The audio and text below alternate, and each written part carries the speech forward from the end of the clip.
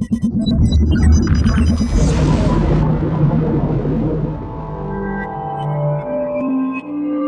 momento de empezar, creo que ya somos una parte importante aquí en la sala, entonces para cumplir con el horario, voy a ir iniciando con un preámbulo mientras se van uniendo las demás personas que vayan a asistir al webinar.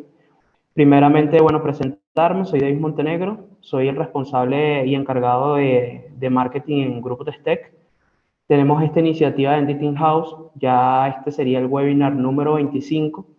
Hoy contamos nuevamente con la dicha de tener al doctor Ramón Caballero, una persona que estuvo anteriormente con nosotros en otro webinar muy bueno, el cual también pueden conseguirlo en nuestra página web, en donde tenemos todos los webinars que hemos dictado en todo este tiempo de este programa que le traemos con contenido de valor en la industria. Entonces, nada, el día de hoy el doctor Caballero va a estar dictando un webinar que se titula Análisis de falla en materiales metálicos, el cual nos honra que todos ustedes puedan disfrutar de este contenido, que esperamos que sea de mucho valor para todos ustedes.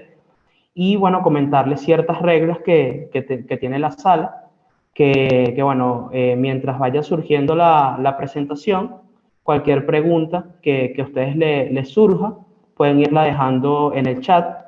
Nosotros con muchísimo gusto iremos tomando nota de esas preguntas y el doctor Ramón les contestará en su oportuno momento. Incluso después de este webinar podrán conseguirlo grabado en nuestra página web, que bueno, como saben es www.testecnt.net/webinars o /Editing House. Ahí también van a poder encontrar los webinars que ya hemos dictado. Adicionalmente a esto, también comentarles que pueden, al finalizar el webinar, solicitar un certificado de participación, el cual llevará el nombre de ustedes y evidentemente será emitido por nosotros, por Grupo Testec. Entonces, bueno, sin más preámbulos, nuevamente darles las gracias por estar acá. Le voy a dar el pase al doctor Ramón Caballero para que inicie este fabuloso webinar que nos va a estar dictando el día de hoy. Espero que lo puedan disfrutar y bueno, estaré por el chat atendiendo sus dudas o sus preguntas y el doctor Ramón estará dándole la exposición de este webinar de hoy. Muchísimas gracias. Le doy el pase, doctor. Bien, buenas tardes. Muchísimas gracias a todos los asistentes por estar presentes el día de hoy. Como les comentó el amigo David, este es el segundo webinar. Ya hubo uno anterior de análisis de daño y vida remanente, que es el webinar número 24, y hoy les voy a hablar de análisis de falla en componentes metálicos. Estos webinars, como les comentó David, quedan guindados, por decirlo así, en la página y los pueden consultar a posteriori. De igual manera, sus dudas, déjenlas en el chat y se las responderemos en cuanto tengamos oportunidad, lo más breve que se pueda. Quiero comentarles además que de estos temas sobre los que están tratando estos dos webinars, se van a dictar próximamente cursos online con un contenido completo de cada una de estas temáticas. Ya la gente, el grupo encargado de Testec les irá dando los detalles a través de la página. Bien, entonces me presento brevemente. Mi experiencia se basa en la dirección del Laboratorio de Análisis de Falla de la Universidad Central de Venezuela, Escuela de Metalurgia, por cerca de 40 años, en las cuales hemos atendido a innumerables industrias del ámbito nacional e internacional, y recientemente, por 10 años más o menos, en asesoría a la industria petroquímica a través de la institución Indesca, que es una filial de PQV, la principal industria petroquímica del país. Bien, entonces voy a comenzar con esta temática, ¿verdad? Espero que sea de su agrado y que les sea de utilidad. El contenido de este webinar brevemente será una introducción al análisis de falla y su metodología, las herramientas disponibles para el análisis de falla. Vamos a mencionar análisis de esfuerzo, análisis macrofractográfico y macromorfológico, análisis microfractográfico, la aplicación de microscopía electrónica en este tipo de análisis, técnicas analíticas especiales asociadas a la microscopía electrónica, otras técnicas como la mecánica de fractura lineal elástica y la difracción de rayos X, y algunos ejemplos de casos de fallas basados en esta metodología. Bien, entonces, el término fallas se define como el cese de la función o inutilidad de un componente que ocurre en forma imprevista y repentina, y a veces catastrófica. Diferentes procesos que se llevan a cabo en las industrias metalúrgicas, químicas, manufactureras, petroquímicas y petroleras, y de servicios como de transporte aéreo y terrestre, involucran esfuerzos estáticos, esfuerzos cíclicos, ambientes agresivos, temperaturas elevadas, que exponen a los materiales metálicos y cerámicos a condiciones de servicio que producen degradaciones que afectan el tiempo de vida y la integridad mecánica de los equipos relacionados.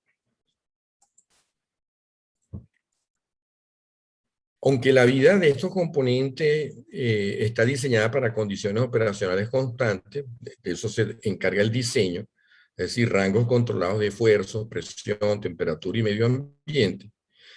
En servicio con frecuencia son inevitables percances operacionales que exponen estos materiales a picos de esfuerzo, presión, temperatura o interacción ambiental. Son efectos negativos por periodos de tiempo variables que pueden producir daño y acortar la vida estimada en el diseño. Esta palabra daño proviene del latín damnum y está asociada a los vocablos menoscabo, perjuicio, deterioro. En los materiales, el daño puede llevar a degradación de las propiedades originales de los materiales involucrados. Esto produce riesgo, afecta la confiabilidad y eventualmente puede llevar a un problema de fallas. ¿Dónde ocurren las fallas? Pueden ocurrir en cualquier entorno, pero con frecuencia su aparición es más frecuente en la industria petrolera, la industria eléctrica, la mediana industria manufacturera, las grandes industrias, el sector aeronáutico, el transporte subterráneo, el cuerpo humano, la construcción civil, estructural, para mencionar las que con más frecuencia presentan este tipo de problemas.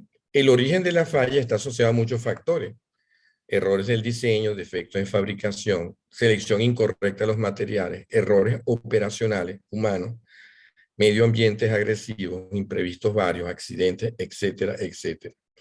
Los principales mecanismos de fallas que se manejan en esta disciplina son la fatiga, la corrosión, la fractura por impacto, la fractura por sobreesfuerzo, fragilización por hidrógeno, termofluencia o CRIP, choque térmico, fallas a temperaturas elevadas, fallas por corrosión bajo tensiones o tensocorrosión, desgaste y otros mecanismos.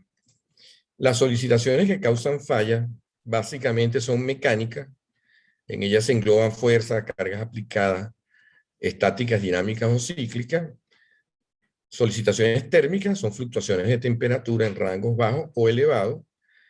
Y interacciones químicas, corrosión, ambientes naturales o industriales y fluidos agresivos.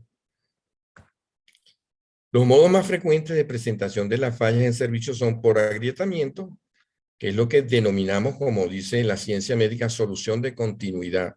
Los componentes experimentan una fisura, pero todavía no se dividen en dos partes o en más partes, o por fractura, donde el componente se divide en dos o más partes. Ejemplos típicos donde ocurren este tipo de manifestaciones son fallas por sobrecarga, fatiga, CRIP o termofluencia, corrosión bajo tensiones, fragilidad de baja temperatura, fragilidad por hidrógeno, etc.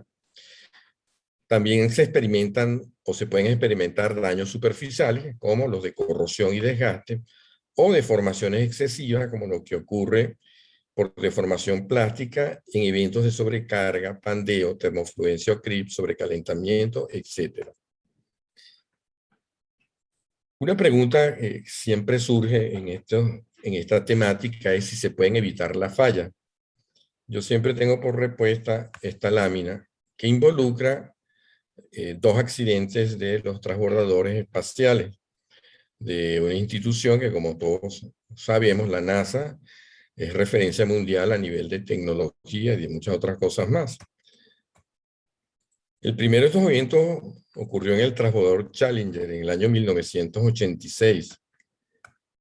Se hicieron estudios exhaustivos, se tomaron medidas preventivas y correctivas No obstante, se repitió otro accidente unos años después, el Columbia, en el año 2003. Entonces, esto nos responde la pregunta. Lamentablemente, las fallas son inevitables. Donde interviene el factor humano, siempre hay posibilidades de error. Entonces, tenemos que vivir con esta realidad. Los sistemas siempre van a ser susceptibles a errores y estos errores podrían llevar eventualmente a problemas de falla.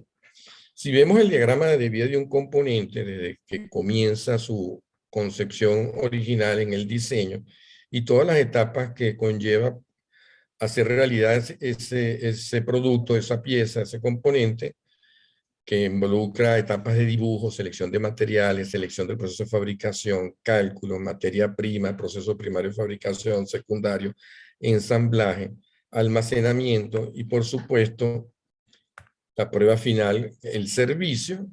Entonces, nos damos cuenta que en cualquiera de las múltiples etapas se pueden cometer errores que pueden pasar desapercibidos y producir falla, y por supuesto el servicio que pone a los componentes a todas las condiciones propicias para que esto pueda ocurrir.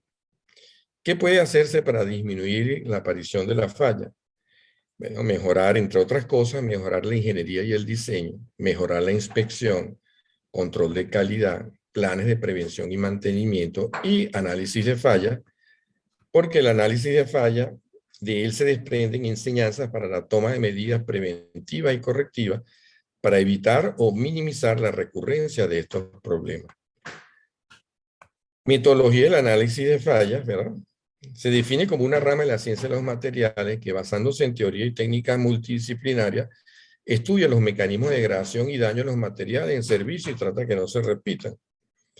El objetivo es individuar el origen del daño o falla, determinar su causa, lo que denominamos la causa inmediata o primaria, y proponer las medidas para eliminar o minimizar su aparición en servicio.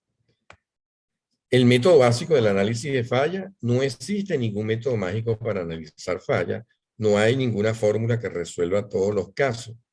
La única fórmula valedera es detallada y cuidadosa observación, investigación sistematizada, instrumentos adecuados, apropiada interpretación de los datos, bases teóricas para el análisis. Esto pasa por el tema del entrenamiento.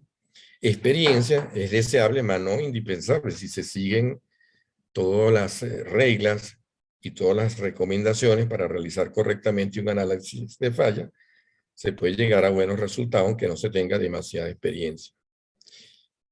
El método podemos dividirlo en 3 etapas básicas. La primera etapa es la obtención de información apropiada y completa de la falla. Esto es muy importante, ¿verdad? Hay que familiarizarse con la mayor cantidad de data e información sobre este problema. La generación de información y data a través de ensayo, análisis y cálculo. En relación al material, comprobación de la calidad del material para descartar o involucrar su responsabilidad en la falla. Esto generalmente pasa por comprobación de propiedades mecánicas, composición química según normas de fabricación, evaluación microestructural, a través de ensayos destructivos y no destructivos.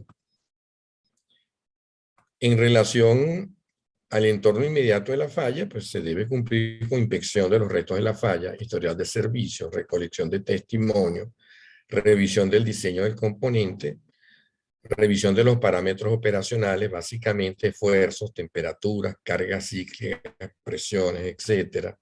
Detección de condiciones externas adversas como corrosión, hidrógeno, etcétera. Posibles malos usos o anomalías. Detección de otras fallas incipientes que pueden darnos información sobre las fallas que ocurrieron ya de manera manifiesta. En la segunda etapa, pues utilizando estos resultados y esta información, creación de una o varias hipótesis para la causa o causas de falla. Esta etapa implica ordenar la información, confrontar teorías, datos, aplicar experiencias directas o indirectas y refutar hipótesis erradas. Y la tercera etapa es, finalmente, individuar el origen del daño o falla, determinar su causa o subcausa y hallar la causa inmediata o primaria, que es el objetivo central del análisis de falla. Se espera que la correcta determinación de la causa inmediata contribuya a determinar la causa raíz, que es la que finalmente nos va a servir para proponer con efectividad las medidas para prevenir, eliminar o minimizar las fallas en servicio. Entonces, en esta lámina vemos las etapas de un análisis de falla. Consta de investigaciones metalúrgicas, revisión de datos operacionales, análisis varios, entre los que podemos mencionar mecánico, esfuerzo, temperatura, vibración. Esto nos da las herramientas para determinar la causa inmediata de falla. Esto nos va a permitir un proceso más complejo que denominamos causa raíz de la falla. Y una vez que tengamos determinada la causa raíz, entonces serán más efectivas las acciones correctivas en etapas de diseño, manufactura, operación, mantenimiento, etc. El análisis causa-raíz es una técnica para la identificación retrospectiva de los factores subyacentes que contribuyen a un error dado. Ha sido utilizado exitosamente en industrias de alto riesgo como la aviación, la petroquímica, la industria nuclear, y más reciente se ha venido aplicando en ramas tan diferentes como la cirugía clínica y la educación. Permite obtener una visión más realística de cómo trabaja realmente el sistema y contribuir en la creación de soluciones efectivas y duraderas. Una lámina que ilustra este proceso es esta que tenemos acá, donde se ve en la superficie la maleza, ese es el problema, la vemos, obviamente está allí presente, y debajo lo que no vemos de manera evidente, la causa detrás del síntoma es la raíz, debajo de la superficie, no se ve pero está ahí presente. Vamos a ver en esta lámina un ejemplo para el caso de un análisis de falla. Vamos a ver cómo de la causa inmediata de falla podemos derivar en la causa raíz. Veamos un problema hipotético, un suceso de falla. Falla una bomba en operación por humedad en el centro de control del motor. Se determina la causa inmediata utilizando los análisis respectivos y encontramos que el problema se ha generado por corrosión en los contactores debido a la alta humedad presente en el ambiente. Ahí vemos una imagen de los contactores, se ve que están corroídos y dañados. Y el suceso condicionador es centro de control del motor mal sellado por error tras el mantenimiento. Hasta aquí todo el problema es estrictamente técnico, ¿verdad? Sin embargo, cuando se ahonda un poco y se utiliza esto para llegar a la causa raíz, que generalmente se hace en conjunto con un equipo multidisciplinario. En las empresas se suele citar a todas las personas que pueden tener una relación directa o indirecta con el problema, y cada quien va aportando ideas y en base a ello se determina pues la causa raíz más probable del problema. En un caso como este, fácilmente la causa raíz podría estar relacionada con falla de atención durante el mantenimiento, deficiencia en los procedimientos, no están suficientemente detallados, no están escritos, falta de motivación del personal, e incluso mal entrenamiento. Entonces vemos como un problema netamente técnico, ¿verdad? Tiene unas causas que no son estrictamente técnicas, ¿verdad? Pero que si no se atienden, pues no se van a poder generar las recomendaciones útiles para que el problema no se produzca. Bien, entonces yo voy a hablar de la causa inmediata de falla. Eso es lo que hacemos cuando hacemos análisis de falla, pero tenemos que tener en mente que esto va a ser una pieza clave para luego determinar en un equipo multidisciplinario de personas involucradas la causa raíz del problema para poder tomar las mejores decisiones para prevenir, minimizar o evitar estos problemas de falla. Bien, les voy a hablar entonces cómo hacemos qué herramientas disponemos para hacer este análisis de falla de causa inmediata. Allí en la lámina vemos una serie de herramientas. En el recuadro amarillo vamos a ir mencionando progresivamente.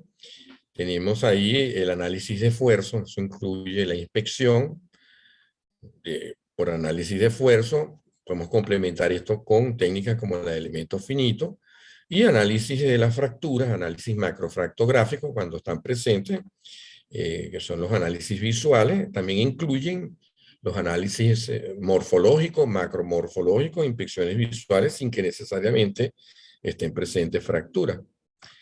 Entonces, en relación a la revisión del análisis de esfuerzo, estamos claros que la aplicación de cargas y esfuerzos, lo primero que trata de producir en los sólidos es movimiento, lo segundo es deformación, idealmente el diseño mecánico para este proceso en la deformación elástica no toleramos deformaciones plásticas en componentes mecánicos, pero si el esfuerzo sigue aumentando, pues evidentemente pasaremos de un nivel elástico a un nivel plástico. Observen esa biela como se ha deformado plásticamente. Es evidente que ahí ya se ha inutilizado, ¿verdad? Algo falló y no se mantuvo en el régimen elástico, que era lo que había contemplado el diseño. Y si el proceso sigue avanzando, bueno, llevaríamos a eventos de agrietamiento-fractura. Entonces, las cargas y los esfuerzos pues, son los mismos, ¿verdad? Uno relativo al área y el otro de manera absoluta. Tienen la posibilidad de generar un funcionamiento útil hasta el rango elástico o de evolucionar de manera indeseable a comportamiento plástico y a comportamientos de agrietamiento-fractura. Entonces, estamos claros que los agrietamientos están asociados, ¿verdad?, a los esfuerzos. La teoría de la elasticidad clásica y los métodos numéricos modernos, como los de elementos finitos, elementos de contorno, son herramientas útiles para determinar la correspondencia entre los esfuerzos de servicio y el comportamiento de agrietamiento-fractura de los componentes ingenieriles. Entonces, los modelos clásicos de la teoría de elasticidad, los esfuerzos de torsión, flexión, cizallamiento, esfuerzos en recipientes presurizados, esfuerzos combinados, permiten el cálculo de los esfuerzos principales y en forma subsiguiente las condiciones de fluencia y fractura del material. Es decir, los esfuerzos externos, gracias a los modelos de teoría de elasticidad, podemos transformarlos en esfuerzos principales. Gracias a ello podemos entonces abordar la teoría de fractura frágil o la teoría de fractura dúctil y aplicar adecuadamente la teoría de elasticidad nos va a permitir predecir el comportamiento de los sólidos y el uso correcto del modelaje por elementos finitos. La técnica, el método de los elementos finitos es un método numérico general que permite resolver ecuaciones diferenciales asociadas a un problema físico o ingenieril sobre geometrías complejas. En el análisis de falla permite visualizar las zonas de máximos esfuerzos tensionales, los cuales con frecuencia coinciden con las zonas de agrietamiento o fractura. Ahí, por ejemplo, vemos un componente que pertenece al buggy o al carro motriz de un sistema de metro, de transporte subterráneo. Observen que hay zonas donde hay reparaciones por soldadura, porque han sufrido agrietamiento. El modelaje por elemento finito justamente predice que donde van a ocurrir agrietamientos son las zonas de máximos esfuerzos tensionales. Un segundo ejemplo es, por ejemplo, este que tenemos acá del sistema biela-pistón de un motor industrial.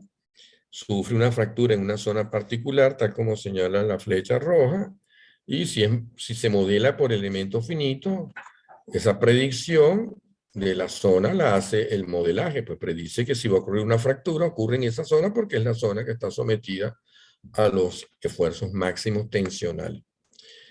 Entonces, el análisis de esfuerzo además también nos permite establecer, detectar anomalías de comportamiento del material relacionadas con la falla. Observen este ejemplo, un soporte estructural fallado, fabricado de acero 1008, que es un material dúctil. Generalmente este soporte se utiliza en la industria eléctrica para colocar dos similares alrededor de un poste y colocar ahí transformadores de aceite y otro tipo de dispositivos que usa la industria eléctrica. Entonces, en este caso, en el proceso de instalación, el soporte falla por un proceso de fractura frágil. Observa que tiene un recubrimiento, ¿verdad? Está recubrimiento por zinc, por inmersión en caliente, que es lo usual para este tipo de componentes de acero y carbono. Sin embargo, observamos que la fractura se presenta de una manera que indica que es una fractura frágil cuando es sometido el componente a tensión, que es el esfuerzo que genera el momento flector normal que se genera en el uso del componente. Entonces tenemos una condición aquí de comportamiento anormal del material, puesto que este material, que es un material dúctil, un acero 1008, prácticamente ferrítico, bajo un esfuerzo de tensión debería generar un ángulo de 45 grados en la superficie de fractura. Ese sería el ángulo esperado. Por lo tanto, esto nos da una señal de alarma, nos dice que algo no está funcionando bien en el material y permite detección de una anomalía consistente en la fragilización del material. No debemos interrumpir el análisis ahí, sino ahondar porque ese material tiene este comportamiento, porque la explicación de ese comportamiento anormal nos va a llevar a la determinación de la causa de falla. En este caso particular, el estudio muestra que esta fragilización del material está relacionada con un ataque corrosivo debido a deficiencias en la etapa de neutralización del material cuando se le hace el decapado ácido que requiere el proceso de zincado por inmersión en caliente. Ese ácido queda atrapado, o los residuos de ácido, debido a que el proceso de neutralización es inadecuado, queda atrapado debajo del recubrimiento de zinc y en el almacenamiento experimenta un fenómeno de corrosión bajo tensiones en la zona de máximos esfuerzos residuales. Por eso es que en el momento que se instala, fractura. Pero al no obviar este comportamiento anormal de fractura del material, hemos llegado correctamente a determinar la causa sin hacer muchos más análisis en este caso. Entonces, esta es una utilidad también del análisis de fuerza en los problemas de falla. Luego disponemos del análisis fractográfico. Muchos eventos de falla presentan manifestación de fractura. Son eventos frecuentes en la falla de componentes metálicos. Su estudio arroja información clave para el análisis de falla. Entonces, el estudio de la fractura es una de las herramientas más útiles de las que disponemos para determinar las causas que han producido una falla en un componente metálico. Entonces ahí, esta lámina muestra un evento de agrietamiento-fractura. Imagínense que es un ventanal de vidrio, sufre un impacto, y bueno, pasa lo que debería pasar, ¿verdad? Si el impacto tiene suficiente potencia, agrieta, produce un desprendimiento ahí en la zona central, y produce agrietamiento de manera radial. Yo podría tomar cualquier pedazo de los que se van a desprender en ese evento y puedo obtener una información de cómo fracturó, etcétera, pero la zona que tiene la información del impacto del proyectil es la zona central, la zona primaria, donde se produjo el inicio del agrietamiento. Es decir, la información que voy a tener aquí va a ser de utilidad máxima porque ya me va a decir aquí hubo el impacto de un proyectil. Si yo tomo cualquier otro pedazo que no sea el de la zona primaria o de origen, voy a obtener una información que me puede totalmente falsear el análisis que voy a realizar porque me va a dar otro tipo de información que no es la que se requiere. En la zona primaria, en este caso la de impacto, están las evidencias del evento o mecanismo que la produce. Y así es para cualquier mecanismo de falla. La zona primaria tiene siempre la evidencia del mecanismo que ataca y origina el resto de la manifestación de la falla en el componente. Entonces hay una serie de herramientas, de marcas que permiten determinar este comportamiento de secuencia de la fractura, la zona primaria, la zona final, las zonas de propagación. Entre ellas podemos mencionar las marcas Chevron, las marcas Radial, los cambios de textura, la presencia de labio de corte o cizallamiento, las marcas de agrietamiento progresivo y algunas evidencias relacionadas con el tipo de propagación y el tipo de abertura que se producen en el agrietamiento. Entonces, ellas son de utilidad máxima y el entrenamiento en esta área es fundamental para obtener un análisis de falla correcto y satisfactorio.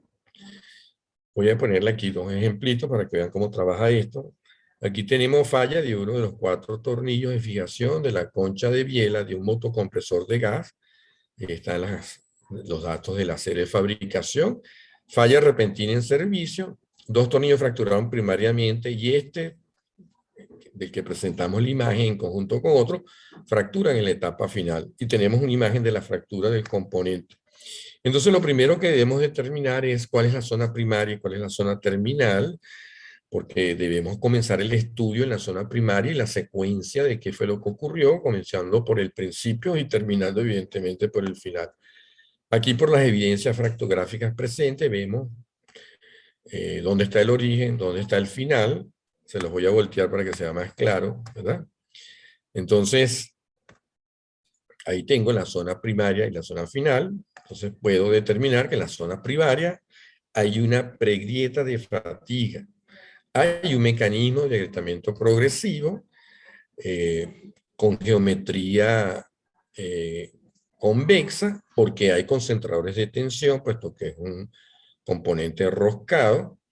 Luego hay una fractura, unas marcas que me indican que hay una fractura instantánea, es decir, son marcas radiales, y en la zona final hay un labio de corte que me indica que esa es la zona final de despegue de fractura, pero en este caso es excesivamente grande, elevado, indicando una condición de sobreesfuerzo en la fractura.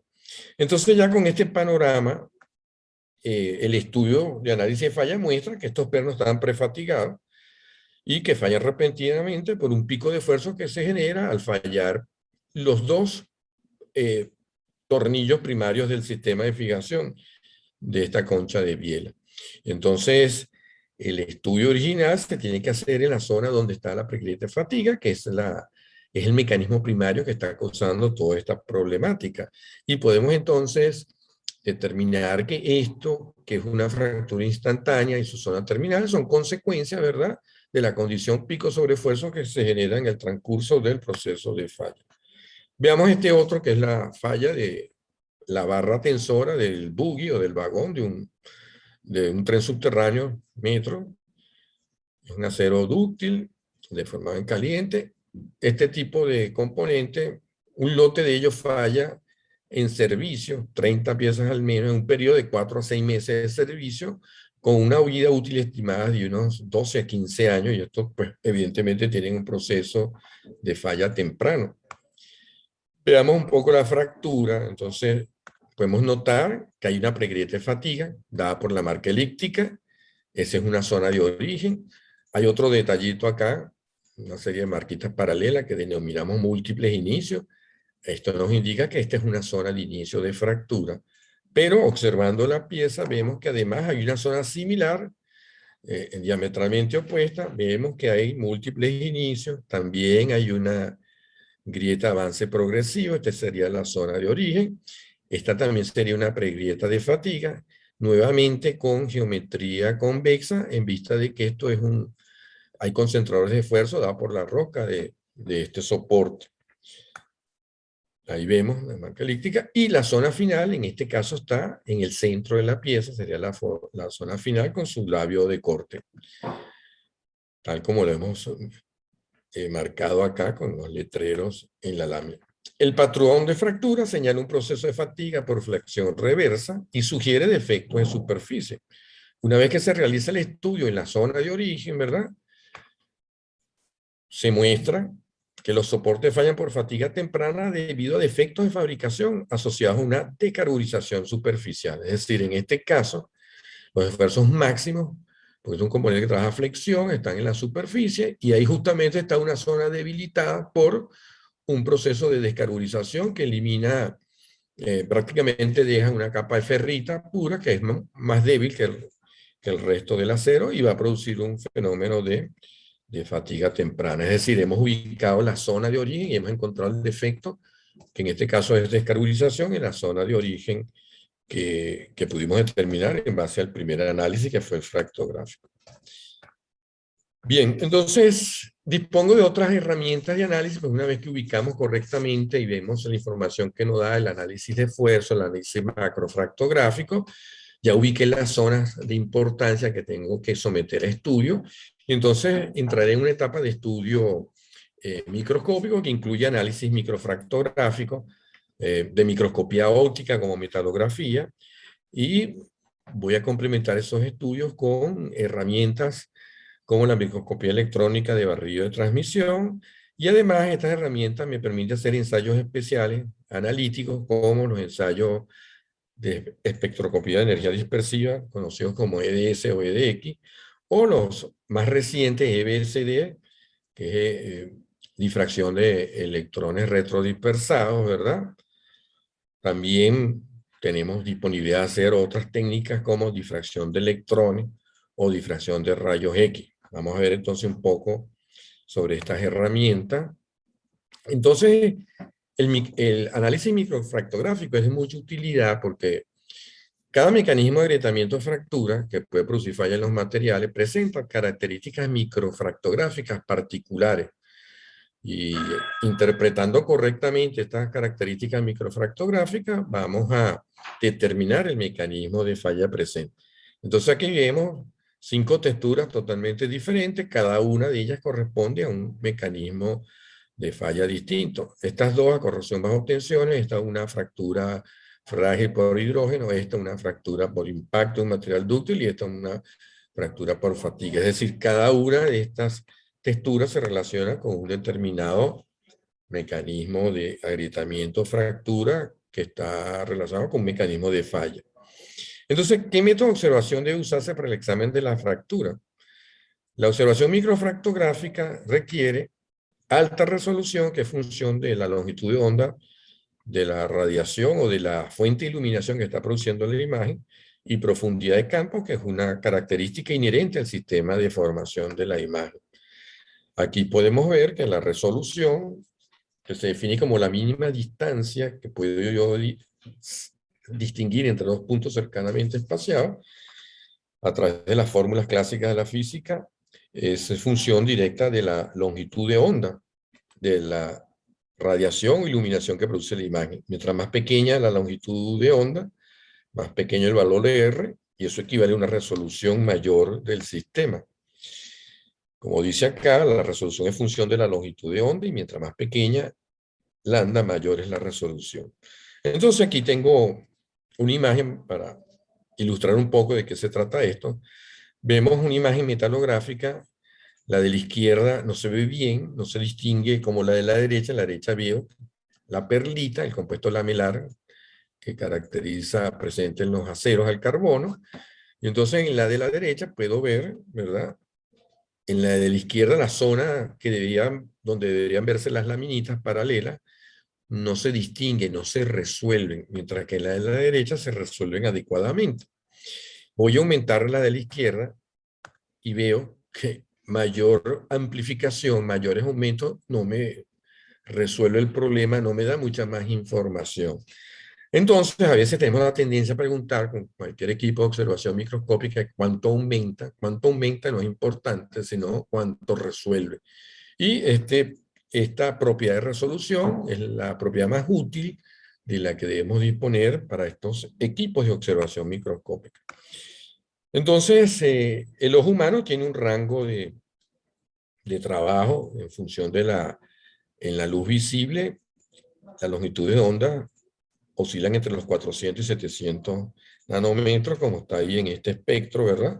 Todas las fuentes de iluminación de luz visible, la luz del sol, lámparas de tungsteno, los LED, láser, lámparas de mercurio, todas están en ese rango entre 400 y 700. Es decir, si yo quiero construir un sistema óptico o de formación de imágenes que me dé una resolución mayor, es evidente que estoy limitado si uso luz visible a estos rangos, ¿verdad?, del espectro electromagnético. Sin embargo, podemos ver que algunas radiaciones del espectro electromagnético tienen longitud de onda menor que la luz visible.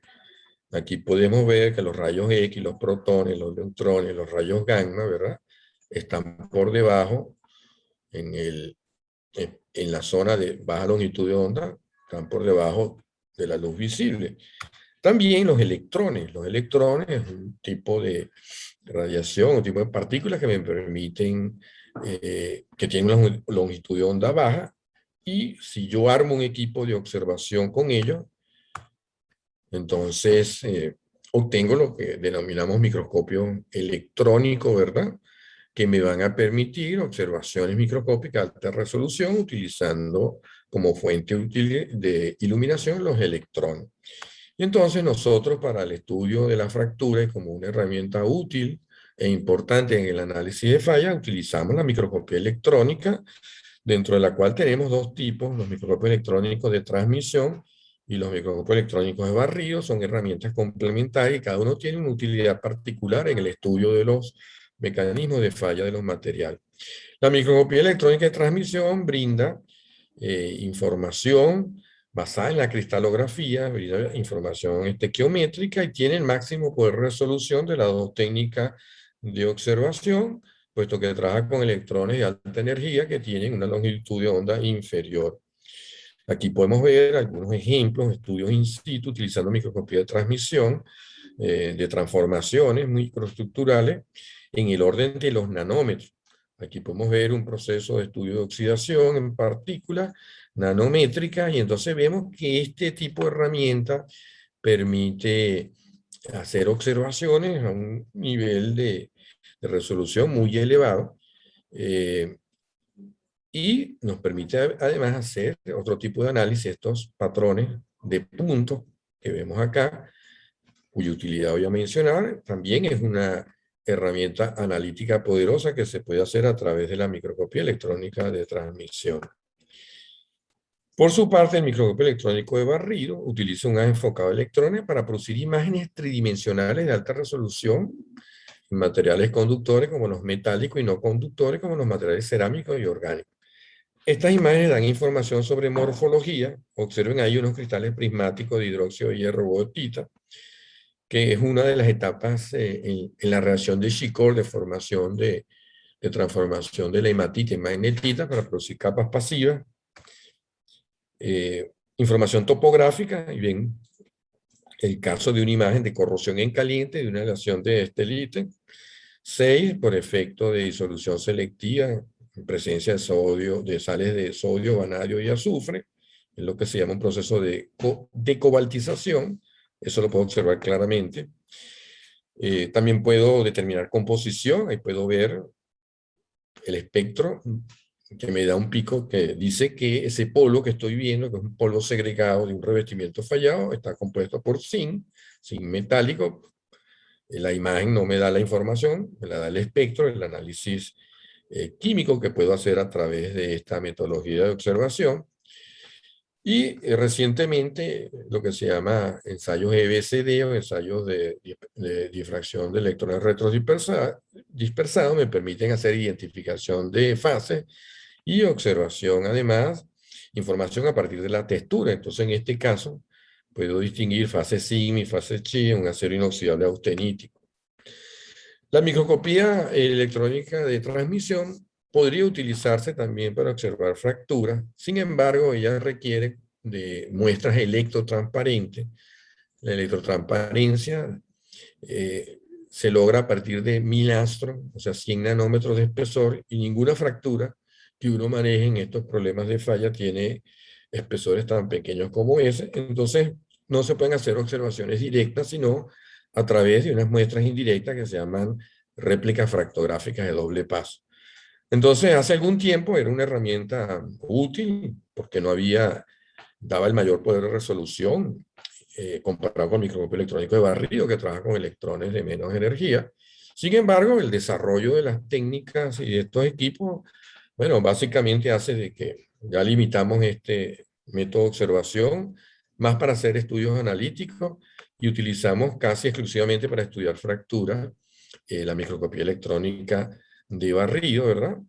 Entonces, en el caso de observación de piezas fracturadas, las muestras prácticamente se puede ver de manera directa. Entonces, la microscopía electrónica de barrido nos permite visualizar y detectar patrones microfractográficos característicos de diferentes mecanismos de fractura que pueden producir fallas en los materiales. Entonces, veamos aquí un poco cómo ocurre esto. Por ejemplo, en el caso de fractura dúctil, es la fractura que experimentan los metales con capacidad de formación plástica. La teoría de elasticidad define eso como por encima del 5% de elongación, es una simple clasificación, el material tiene un comportamiento dúctil y por debajo el material tiene un comportamiento frágil. Eso a los efectos de aplicación de las teorías de fractura y fluencia que maneja la teoría de elasticidad, que son las teorías de Rankine y la teoría de von-Mises. Cuando ocurre formación plástica, bueno, ocurre una serie de mecanismos complejos en el material, pero que lo podemos simplificar, ¿verdad? A través de un gráfico simple como este, donde visualizamos que ahí se activan los sistemas de deslizamiento en los metales dúctiles.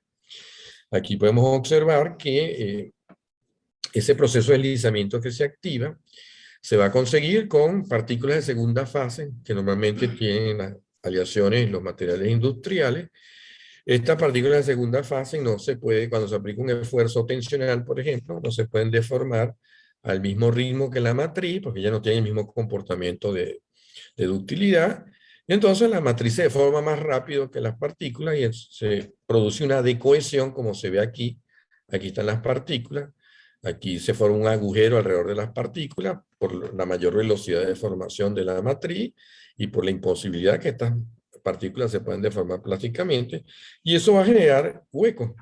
Esta decohesión va a generar hoyuelos, huecos, y eso va a ser el responsable del patrón microfractográfico que se denomina de microhoyuelo.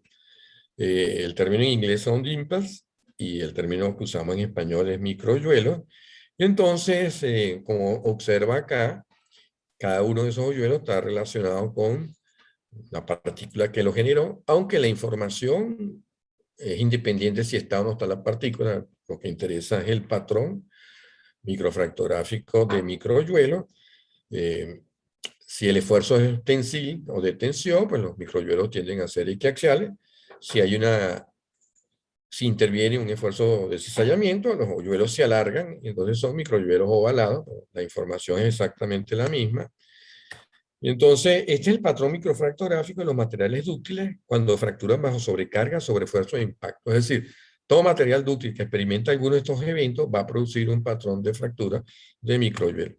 Veamos ejemplos rápidos de aplicación. Por ejemplo, los restos fracturados de un siniestro de aviación. Tenemos lamentablemente un avión que sufre un siniestro, se estrella con el piso, queda una cantidad de piezas fracturadas. No todas son igualmente importantes para el estudio o el análisis. Se seleccionan las muestras que tienen mayor importancia estructural. Digamos estas dos que son parte de las vigas de sustentación del ala, de refuerzo del ala o del fuselaje. Y si hacemos entonces el ejercicio de buscar la zona primaria, que es donde debe estar la información importante, y luego hacemos un análisis microfractográfico, encontramos que en estas dos piezas, que son de las importantes desde el punto de vista de la integridad estructural de la aeronave, están presentes los microhoyuelos. Es decir, que esto es una fractura producida por un evento de impacto en el momento que ocurre el accidente, es decir, no hay grietas previas como podrían haber ocurrido por mecanismos que afectan o que pueden afectar a las aeronaves, como el mecanismo de fatiga o el mecanismo de corrosión bajo tensiones, sino que esta es una grieta producida por el impacto, y esto entonces sugiere y orienta la investigación a buscar las causas en fallas operacionales y no del material. Entonces, como ven, el tipo de determinación del patrón fractográfico puede ser tan directo como en este caso. En otros casos, pues requiere otro tipo de complemento. No siempre tenemos un comportamiento dúctil. Si el material no se puede, si el material no es dúctil, entonces, y tiene un porcentaje de elongación inferior al 5%, tiene ya de partida un comportamiento frágil, o puede ser un material dúctil que ha experimentado un proceso de fragilización. Hay varios eventos que fragilizan a los materiales. La temperatura es uno de ellos, el hidrógeno es otro de ellos, la corrosión es otro de ellos, la triaxialidad de esfuerzo es otro de ellos. Es decir, tenemos varios eventos que pueden hacer que un material dúctil se comporte de una manera frágil. Y entonces el término técnico que utilizamos nosotros para este tipo de comportamiento es el término de tenacidad. La tenacidad es la capacidad que tiene el material de absorber energía en la medida que recibe un esfuerzo, un impacto, un sobreesfuerzo, etcétera. Y entonces hablamos de fractura frágil y dúctil relacionada con la propiedad de alta o baja tenacidad, que es la capacidad de absorber energía y transformarla en deformación plástica durante la aplicación de esfuerzos o impactos. Un ejemplo clásico de eso fue el hundimiento del Titanic. Recuerden que eso ocurrió por allá en el año 1913. Los estudios de tenacidad de los materiales comenzaron a partir de la Guerra Mundial en el año 1945. Entonces los que fabricaron el Titanic, la acería de aquella época, solamente medía la resistencia máxima tensil y no tenía nada que ver con la tenacidad. Y entonces esto se ha podido determinar en investigaciones posteriores, cuando rescataron los restos, vieron que el material era extremadamente frágil, y el evento, si recuerdan la historia o la película, es que el buque chocó con un iceberg y entonces eso produjo una fractura del casco. Y ahí comenzaron una serie de hechos secuenciales, como cuando se derribó un castillo de naipe, que produjo finalmente el hundimiento. un acero naval moderno hubiese absorbido el impacto y solamente se hubiera producido una abolladura y ya, no hubiera pasado de ahí una deformación del casco sin consecuencias mayores. Entonces esto pasa pues con el problema este de baja tenacidad y la relación con la fractura frágil. Cuando ocurre este fenómeno de fractura frágil, entonces el micromecanismo que se activa a nivel cristalográfico en la aleación o en el metal es el clivaje. El clivaje, de manera simple, ocurre por separación directa a lo largo de planos cristalográficos debido a la rotura simple de los enlaces atómicos. Es una definición simple del proceso de clivaje. Generalmente esas fracturas presentan un aspecto brillante. Con frecuencia cuando se ve una fractura brillante, ya se sabe de alguna manera que hay algún comportamiento de fragilidad relacionado con esto. El otro criterio para fracturas frágiles y dúctiles es el área transversal. Si conserva el área transversal original, estamos ante una fractura frágil porque evidentemente no ha ocurrido deformación plástica, que es lo que caracteriza una fractura dúctil. Entonces, a nivel microscópico, se ven patrones característicos para el clivaje de los materiales y en muchas ocasiones se ven lo que se denominan los patrones de Río, que es el término que le dan los textos de fractura, y este tipo de patrones de Río, pues su convergencia indica la dirección local de propagación de la grieta, y es un patrón, así como vimos el de microhielo, este es el patrón de fractura frágil de clivaje. Entonces, los materiales que están fragilizados no es exclusivo de un solo tipo de mecanismo, sino varios mecanismos que producen fractura frágil van a presentar una fractura por clivaje. Estos dos modos de fractura son modos de fractura transgranulares, es decir, ocurren en el centro del grano, por decirlo de una manera simple. ¿Por qué? Porque el límite de grano generalmente es la zona más resistente a nivel de los diferentes estructuras granulares en el metal, pero en ocasiones existen situaciones que debilitan el borde de grano. Algunos de ellos es la precipitación intergranular selectiva, como ocurre en los procesos de sensibilización de los aceros inoxidables, en procesos de soldadura o sobrecalentamiento, o factores ambientales como la corrosión, el daño por hidrógeno, las temperaturas elevadas por encima de una temperatura de referencia que se denomina temperatura equicohesiva, también producen el cambio de transgranular a intergranular. Entonces, en estos casos, el límite de grano es más débil y se produce una fractura que se denomina intergranular. Aquí podemos ver una metalografía donde ve que la grieta va corriendo alrededor de los bordes de grano. Aquí hay una fractura, vemos el grano porque la fractura ha ocurrido siguiendo los bordes de grano. Aquí hay una imagen muy buena, acá hay algún texto de fractura, es la fractura intergranular en una aleación de titanio sensibilizado en medio corrosivo, y aquí vemos dos casos más donde vemos los granos claramente, indicándonos que es una fractura intergranular. La de la izquierda es un resorte afectado por fragilización por hidrógeno, y la derecha un acero ASTM-A325 afectado por un agrietamiento de temple que produce también fracturas intergranulares. Tenemos también el proceso de grietas progresivas de fatiga bajo la acción de carga cíclica. Bien por debajo del límite elástico, los esfuerzos cíclicos alcanzan la afluencia localizada debido a concentración de esfuerzo en sitios como en tallas mecánicas, inclusiones, etc. En materiales dúctiles esto produce discontinuidades superficiales que se denominan intrusiones y extrusiones, y ellas son el punto de partida o de concentración de esfuerzos para, bajo los esfuerzos cíclicos, producir o generar una grieta de avance progresivo. Uno de los mecanismos aceptados de manera simple para este tipo de proceso de avance de una grieta progresiva es lo que se denomina el mecanismo de despunte plástico de Leigh-Smith, producido por los esfuerzos cíclicos. En este mecanismo de avance de la grieta, en cada ciclo de avance se va produciendo una serie de marcas paralelas denominadas extracciones de fatiga, y cada ciclo nuevo va a producir una de estas líneas o marcas paralelas denominadas extracción de fatiga, hasta finalmente producir un patrón como el que vemos en la imagen. Ahí vemos una serie de líneas paralelas, esas son las estriaciones de fatiga. Las flechas amarillas indican la dirección de propagación de la grieta, que generalmente es perpendicular a las estriaciones de fatiga. Aquí tenemos otras dos ilustraciones de este proceso. Tenemos aquí grietas progresivas en componentes de estructurales aeronáuticos y en ambos vemos pues, el avance de las estriaciones de fatiga. Estas estructuras mayores se denominan mesetas de estriaciones y las perpendiculares son las estriaciones de fatiga. Entonces, los procesos de fatiga, ¿verdad?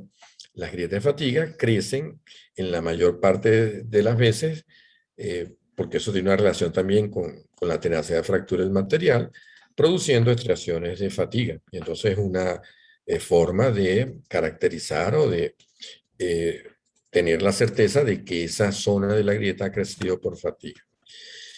Bien, estos métodos de observación fractográfica que nos dan esta información, que no es la única, hay otros modos de fractura, está el de cuasiclivaje y otros más, pero estos son los básicos, ¿no? En esta charla introductoria, pues, hablamos de esto nada más. También estas herramientas de microscopía electrónica tienen asociada una serie de técnicas analíticas que son de gran utilidad para el análisis de falla. Entre ellas podemos mencionar la espectroscopía de energía dispersiva, EDS o EDX, también se llama de rayos X característico. A veces la gente la llama EDAX, porque el primer fabricante de un equipo de esto llamó a su equipo EDAX. Entonces un poco como aquella historia de un perro de televisión que se llamaba Lassie, era un collie, era la raza, pero cuando la gente veía un perro de esa raza le decía, un perro Lassie, ¿no? Y no es igual, ¿no? Entonces mucha gente solicita que le hagan análisis EDAX. Eso es como decir, hágame un análisis Hitachi o un análisis Philips, ¿no? En realidad el término es EDX o EDS, de rayos X característicos, energía dispersiva. También tenemos la técnica de difracción de electrones, o la técnica también más reciente de difracción de electrones retrodispersados, cuyas siglas son EBSD o Electron Backscatter Diffraction, es lo que genera estas siglas, ¿no? Estos son ensayos de mucha utilidad y vamos a ver algunas aplicaciones de esto en la charla, ¿no? Entonces, cuando una muestra es irradiada por electrones, un microscopio electrónico de barrido, los electrones tienen suficiente energía para desplazar electrones de los orbitales internos de los átomos de la muestra. Cuando un electrón de esos es eyectado en una zona que está compuesta de algún elemento, ahí en el gráfico está silicio, por ejemplo, entonces ese electrón eyectado pues, causa un desequilibrio dentro del material, del átomo, y entonces un electrón de capa externa baja al nivel del electrón eyectado para compensar esa pérdida, y eso va acompañado con la emisión de un cuanto, un paquete de energía llamado rayos X característico, que tiene una energía específica que depende de la separación energética de los niveles de cada elemento de la tabla periódica. Entonces, medir ese cuanto de energía se ha transformado en una huella digital de ese elemento que está produciendo esa señal. Y entonces, si usted tiene el detector adecuado, un detector multicanal, que son los detectores modernos, usted puede obtener un espectro, ¿verdad?, de todos los elementos presentes que están irradiando dentro de la muestra. Entonces, por ejemplo, aquí hay un espectro que dice que esa muestra que usted está observando tiene los elementos magnesio, zinc, aluminio, fósforo, cloro, azufre, calcio, zinc, etcétera, ¿no? Entonces, esta información nos la da esta metodología de análisis por espectroscopía de energía dispersiva, y una ventaja importante de este tipo de análisis es que la respuesta es casi inmediata y prácticamente no se requiere ninguna preparación especial de las muestras.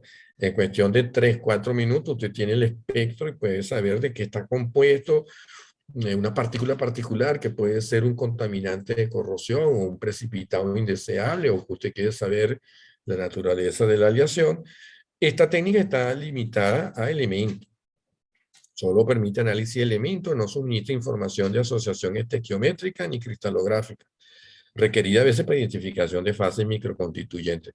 Un ejemplo, en los aceros inoxidables, usted puede tener fases como la austenita, puede tener ferrita, ferrita delta, fase sigma, y todas están compuestas de cromo, hierro y carbono. Entonces, este análisis no le va a servir para distinguir una fase de la otra. Requiere otro de los análisis que vamos a describir para hacer para discernir si están o no esos compuestos que podrían ser de utilidad para el estudio de un proceso de falla. Por ejemplo, aquí tenemos una bomba, tenemos un material de acero inoxidable austenítico que falla por agrietamiento en una bomba de una empresa petroquímica.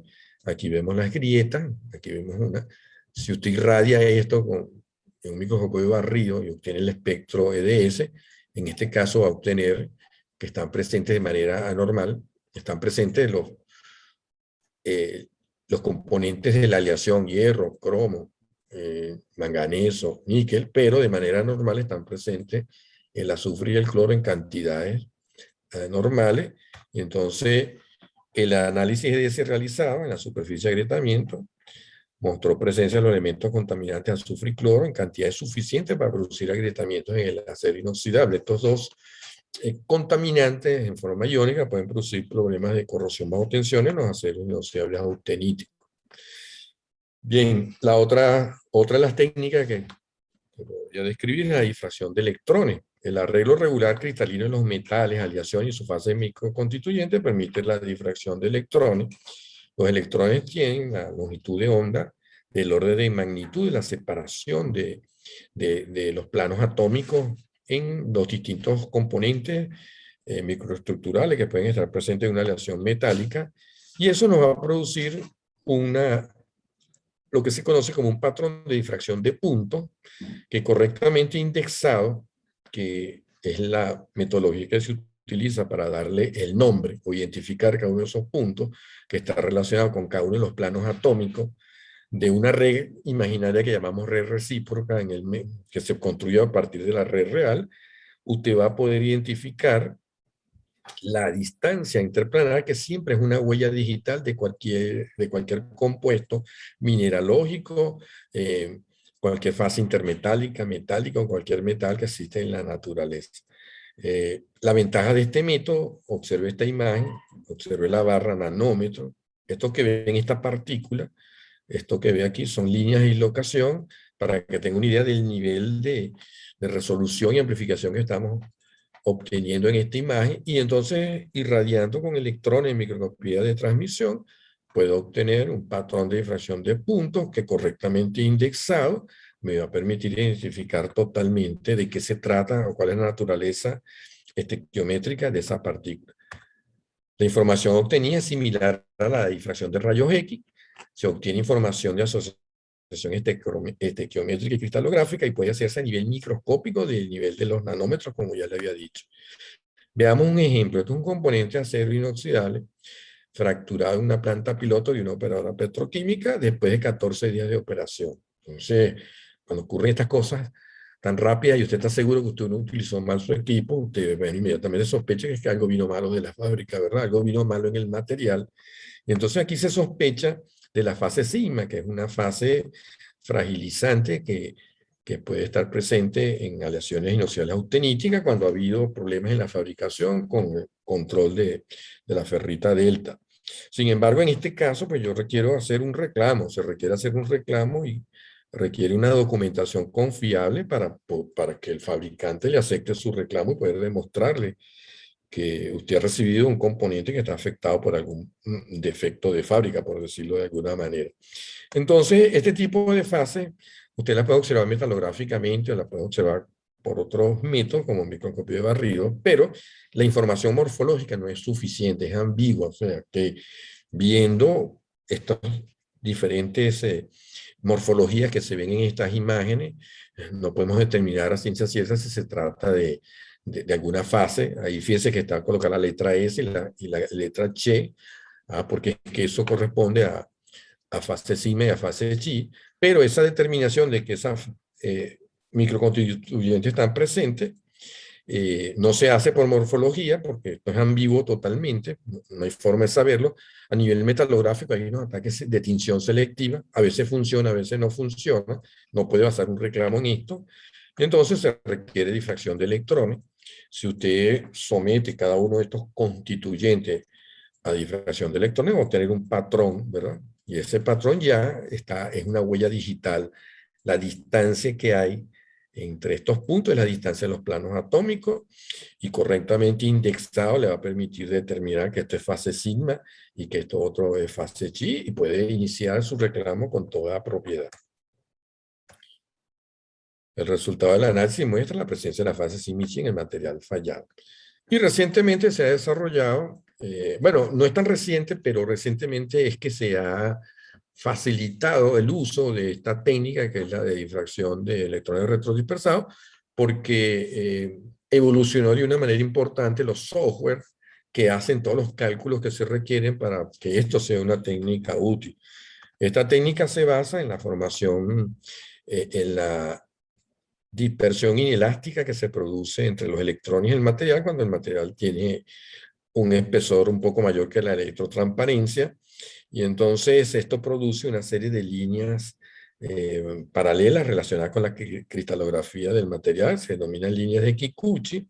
Ellas además tienen orientaciones espaciales bien definidas que le permiten obtener información además de la orientación de los diferentes constituyentes, o lo que llamamos información de textura, y cada conjunto y cada línea esta se relaciona con la difracción de Bragg en un único conjunto de planos de red, y pueden ser indexados de manera similar a un patrón de difracción de puntos.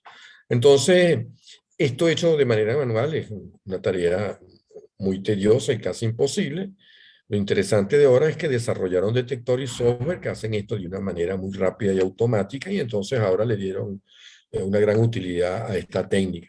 Aquí puedo observar cómo el software construye una imagen, delinea los granos y automáticamente le dice, miren, esto que usted está viendo, están presentes las fases ferrita, austenita, sigma y chi, y están diferenciadas por colores, ¿verdad? Permite entonces identificación de fases de orientación local. Y esta información de textura, por ejemplo, le puede decir acá que en la interfaz entre los granos de ferrita y fase sigma, ahí, cuando se aplican cargas cíclicas de servicio, se va a acumular suficiente información para que estos sean los puntos donde se podrían iniciar las grietas de fatiga. Una predicción que se puede hacer en base a la textura. Entonces, esta es una herramienta de mucha utilidad. Es como les dije, reciente, y es una de las herramientas que se suma a las herramientas analíticas que nos suministra la microscopía electrónica como ayuda para el estudio de fallas y otro tipo de estudio en los materiales metálicos.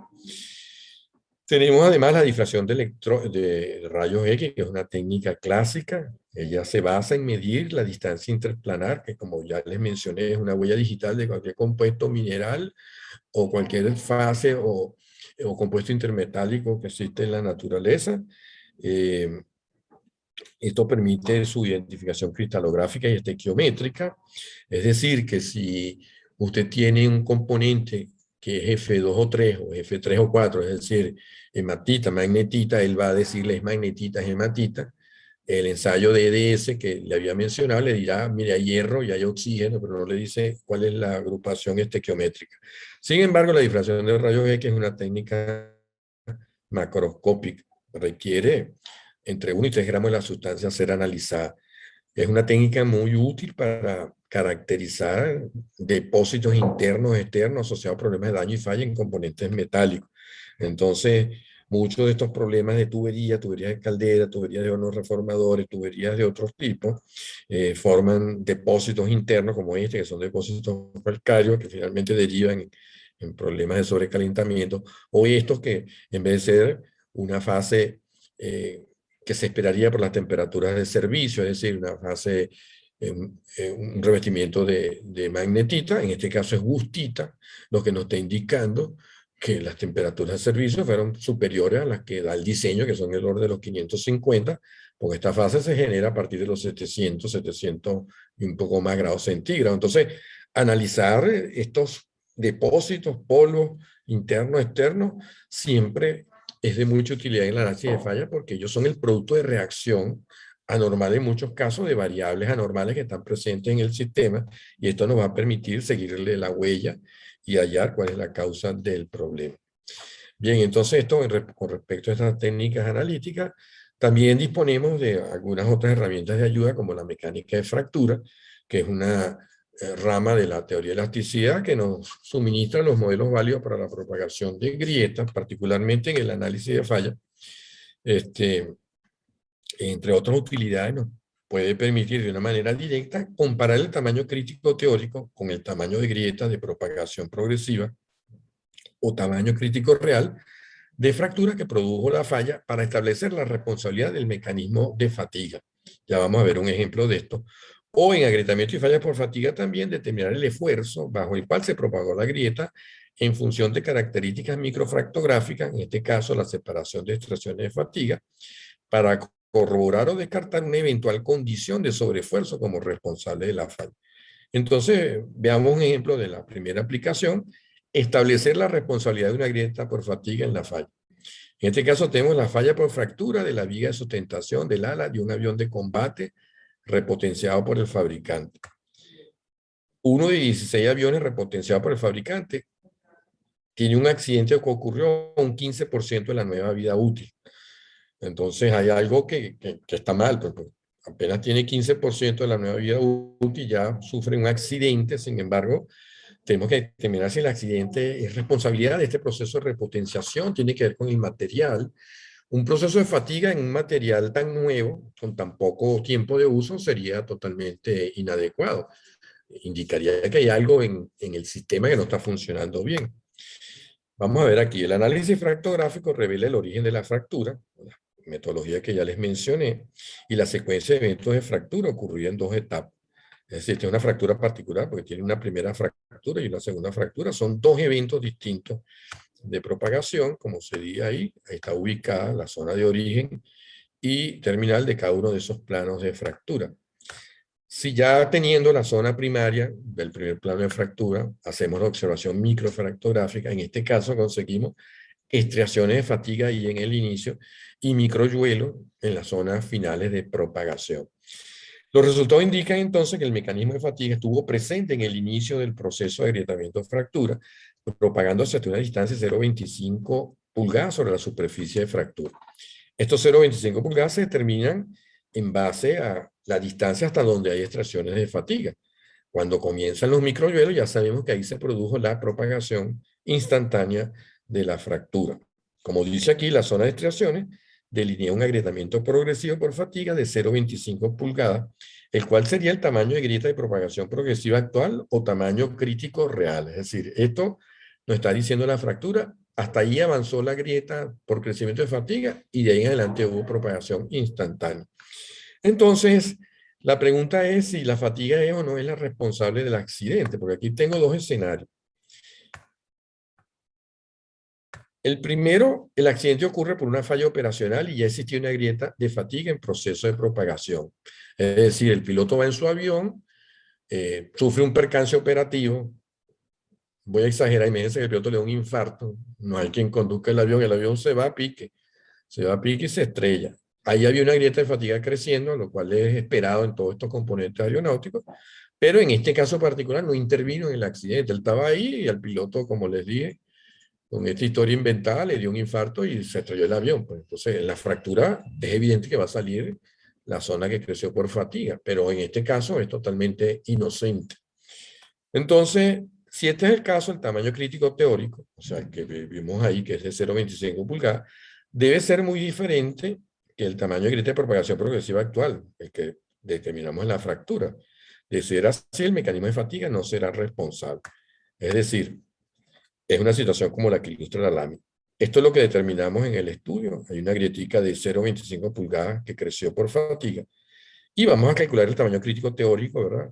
Que es función del esfuerzo de operación, el KIC del material y la geometría de grieta. Y si hay suficiente separación entre este tamaño real y el teórico, es evidente que la grieta no alcanzó en servicio el tamaño teórico y la fatiga no es la responsable, simplemente está ahí como un testigo presencial. El otro escenario sería que la grieta alcance en pleno vuelo la condición crítica teórica. Y entonces, si una grieta alcanza el tamaño crítico teórico, inmediatamente abandona el comportamiento lento y progresivo y entra en un proceso instantáneo de fractura. Si eso fue lo que pasó, entonces la fatiga es la responsable del accidente, porque la grieta alcanzó con esos 0,25 pulgadas el tamaño crítico teórico y produjo lo que se debe producir cuando eso ocurre, que es una fractura instantánea. Como dice aquí, en este caso el tamaño de grieta progresivo presente en la fractura crítico real, 0,25 pulgadas, debe ser similar o muy cercano al tamaño de grieta crítica teórico. Bueno, entonces es como esta imagen, ¿no? Este es el tamaño de la grietica y el teórico sería muy cercano a este, entonces es evidente que el accidente se produce porque la grieta llegó a su tamaño crítico y fracture en el aire y el avión se va a pique, pues no es que ocurrió durante el impacto la fractura. Bien, entonces la respuesta a este interrogante es calcular el tamaño de grieta crítico teórico y lo comparamos con el tamaño crítico real, que es el que está presente en la fractura. Entonces la mecánica de fractura nos da los modelos y la información necesaria para que podamos hacer este cálculo y haciéndolo resulta que el tamaño crítico real es 17 veces inferior al tamaño crítico teórico. Entonces, los cálculos demuestran que el tamaño crítico real es muy diferente al tamaño crítico teórico, determinando así que la fatiga no es responsable de la falla y orienta la investigación a que la fractura obedece a un impacto causado por causas operacionales, es decir, un error humano.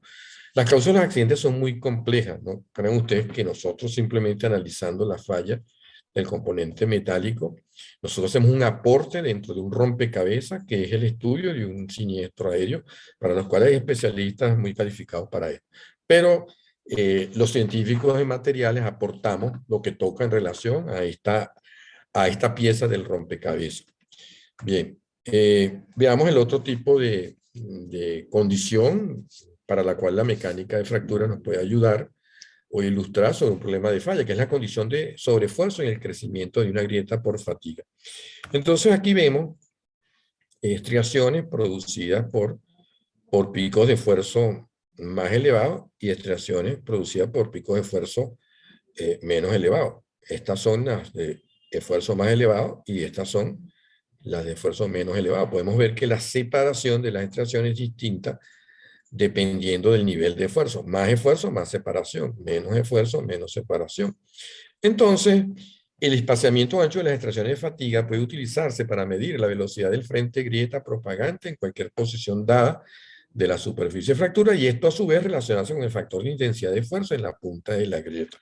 Vamos a ver que en base a la medición de las estriaciones podemos determinar el esfuerzo al cual crece la grieta y esto es de utilidad para determinar si esa grieta creció en condiciones que obedecen al diseño o ha crecido en condiciones extraordinarias que se salen del diseño y el máximo esfuerzo operativo permisible del componente. Veamos este ejemplo. Un helicóptero militar del tipo Alouette 3 experimenta una fractura por fatiga. Ahí se ve claramente el tipo de agrietamiento en esta zona. Y entonces es un tipo de grieta que en la literatura se clasifica como grieta cuartoesquina circular. Ahí están las relaciones que valen para este tipo de grieta, el factor de geometría, y las condiciones del material, en este caso es un aluminio lo llaman duraluminio, grado 70-75 T6, con el módulo de ion del aluminio y un sigma de fluencia de 73,2 KCI, que son datos que requerimos para hacer el cálculo del que le estoy hablando. Entonces, la técnica disponible pide medir extracciones, observar estaciones y medir su separación a dos distancias diferentes dentro de la fractura. Entonces, es lo que estamos haciendo aquí. A una distancia del origen, tomo este punto aquí, obtengo esta imagen y mido la separación de las estriaciones, en este caso, a una profundidad de 0.025 pulgadas del origen de la fractura. Mido que hay separación de estriaciones de 5 por 10 a la menos 6 pulgadas.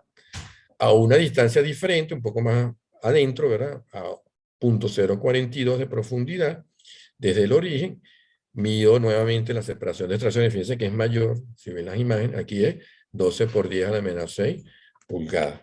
Bueno, con estos datos y utilizando las correlaciones disponibles, voy a utilizar una correlación gráfica, hay también modelos empíricos, con el valor del espaciamiento de extracciones, determino la relación de delta K. Delta K está relacionada directamente con delta sigma, K es el factor de intensificación de esfuerzo, dividido entre el módulo de Young. De la gráfica saco los dos valores que corresponden a la separación que he medido de las estriaciones. Aquí tengo un resumen, ¿verdad?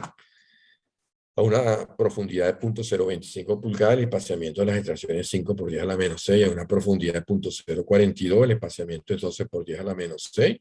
La correlación gráfica me da estos valores, y con estos valores, pues, determino en función de delta K y delta sigma. Delta K y delta sigma son los valores que toma el esfuerzo cíclico desde el valor mínimo de esfuerzo al valor máximo.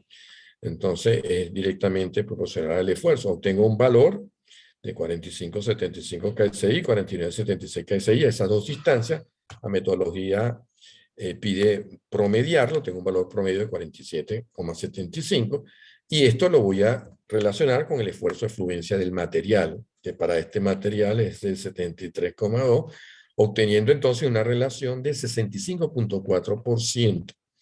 Y entonces esta es una información de utilidad porque bajo una condición de diseño normal con un coeficiente de seguridad mínimo de 2, el esfuerzo de operación no debe sobrepasar el 50% del esfuerzo de fluencia. Si ya me está dando 65,4, me quiere decir que se pasó de 15,4% del esfuerzo tope que da el diseño, lo cual establece que hay una condición de operación donde el esfuerzo está por encima del contemplado en diseño.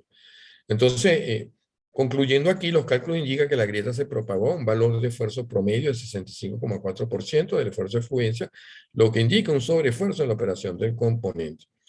Fíjense que datos adicionales suministrados por la Fuerza Aérea indican que el tiempo de operación fue de 954 horas hasta producirse deterioro severo en el sistema de rodamiento y acople del brazo articulador con el rotor principal. Esta anomalía no fue atendida, lo que ocasionó sobrecargas cíclicas de tensión que llevaron al evento de fatiga temprana.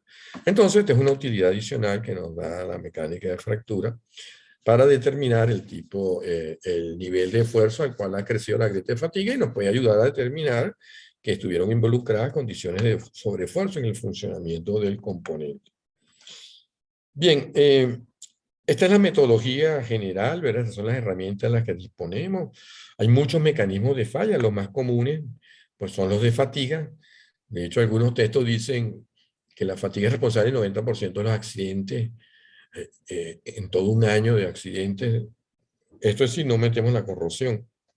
Quizás desde el punto de vista mecánico la fatiga tiene ese nivel de responsabilidad, pero la corrosión es otro factor importantísimo en problemas de falla y entonces bueno, la corrosión y la fatiga son dos de los mecanismos más comunes de falla en los componentes.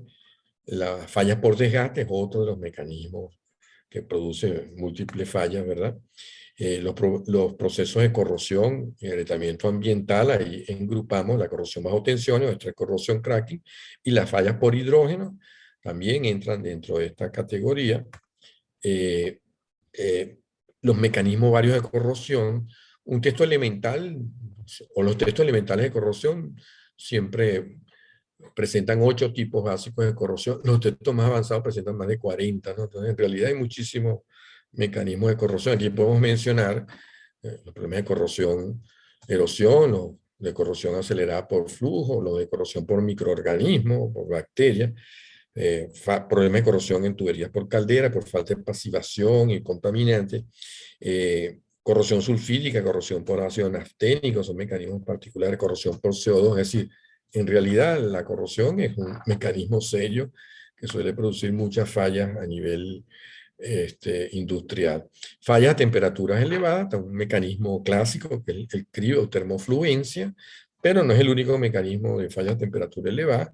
Hay otros mecanismos como la corrosión en caliente, presencia de azufre, la grafitización, la esferoidización, el metal dusting, la carburización selectiva, otros mecanismos que producen también a temperaturas elevadas en los materiales, y fallas en uniones soldadas, entre cuales distinguimos agrietamientos en frío, agrietamientos en caliente, ¿verdad?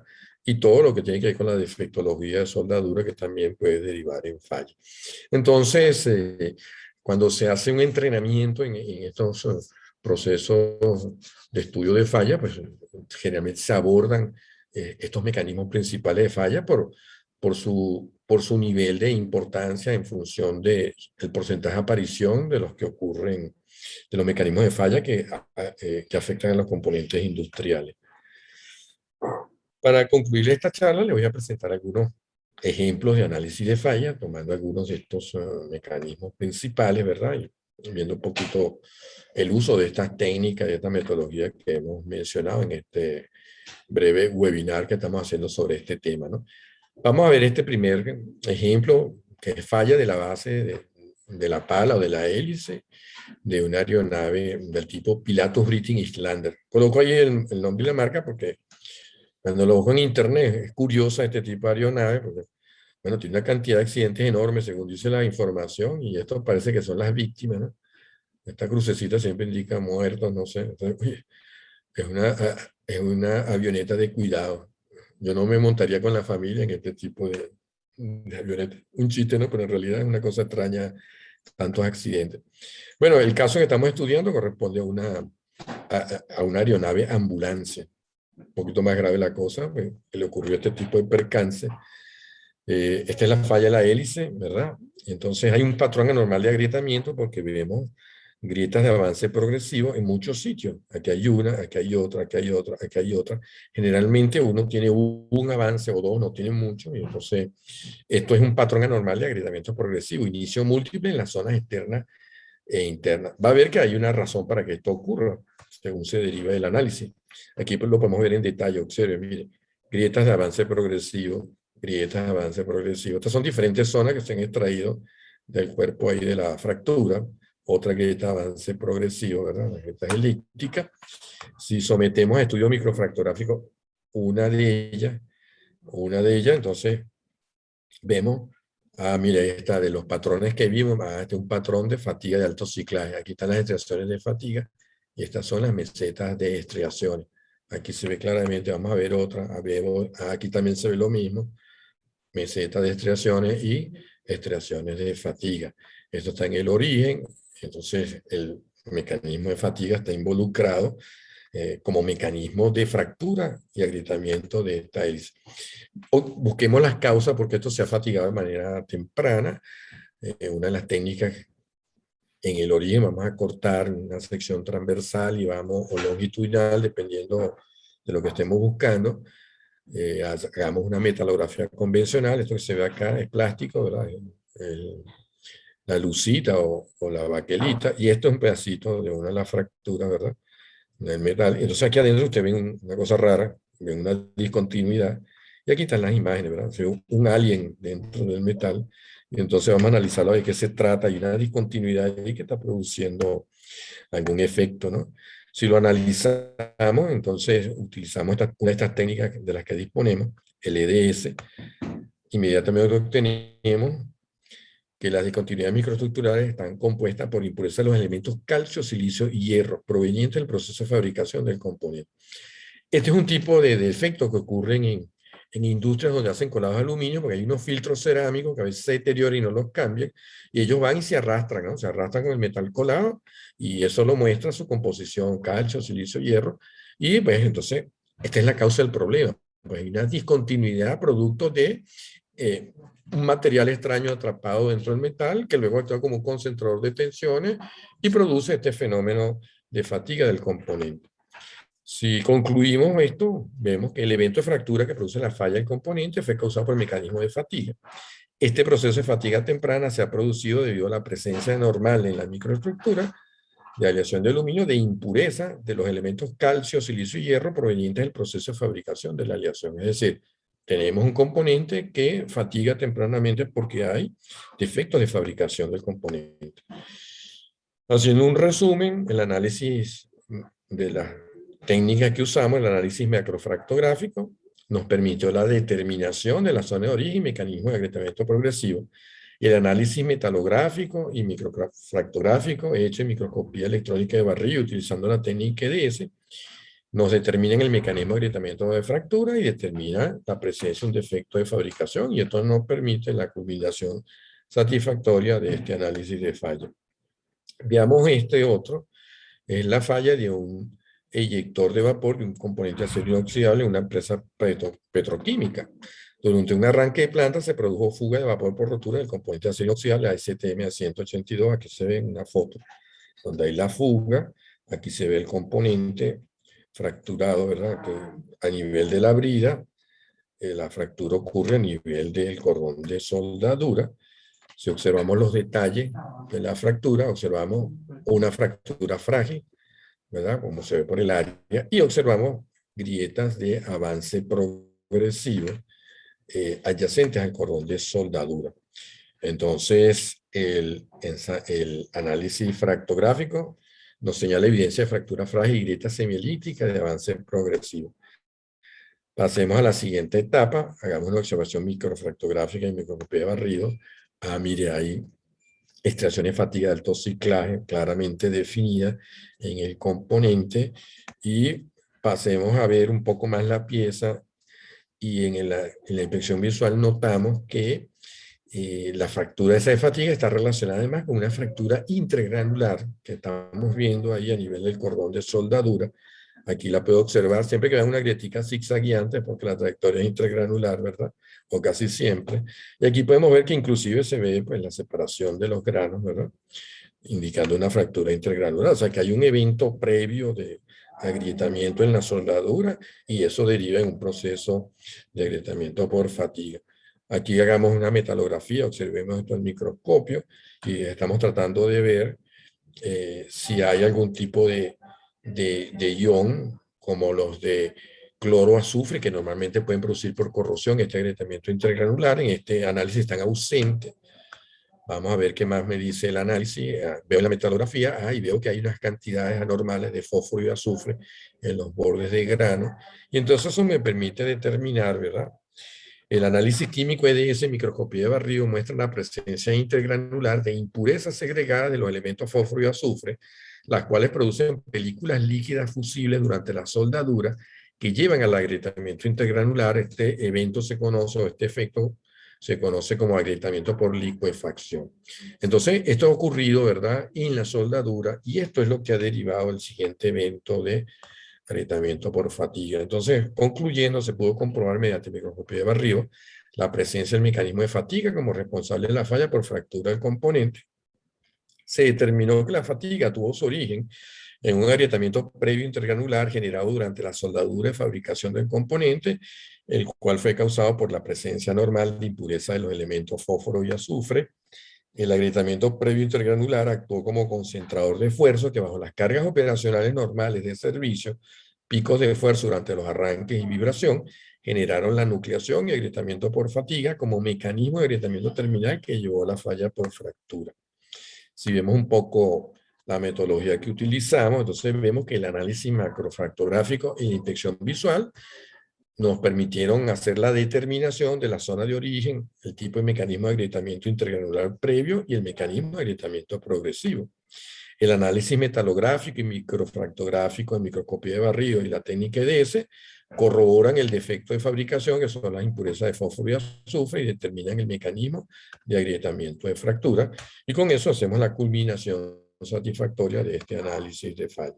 Vamos a ver un caso que tiene que ver con corrosión, falla de corrosión, de la tubular de 3 intercambiadores de calor de una empresa productora de fertilizantes.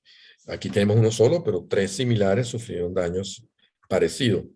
Entonces vemos, la inspección visual nos muestra el tipo de daño por corrosión. Vemos tubérculos de corrosión y abundantes picaduras de corrosión con una profundidad cercana al 20% del espesor de pared.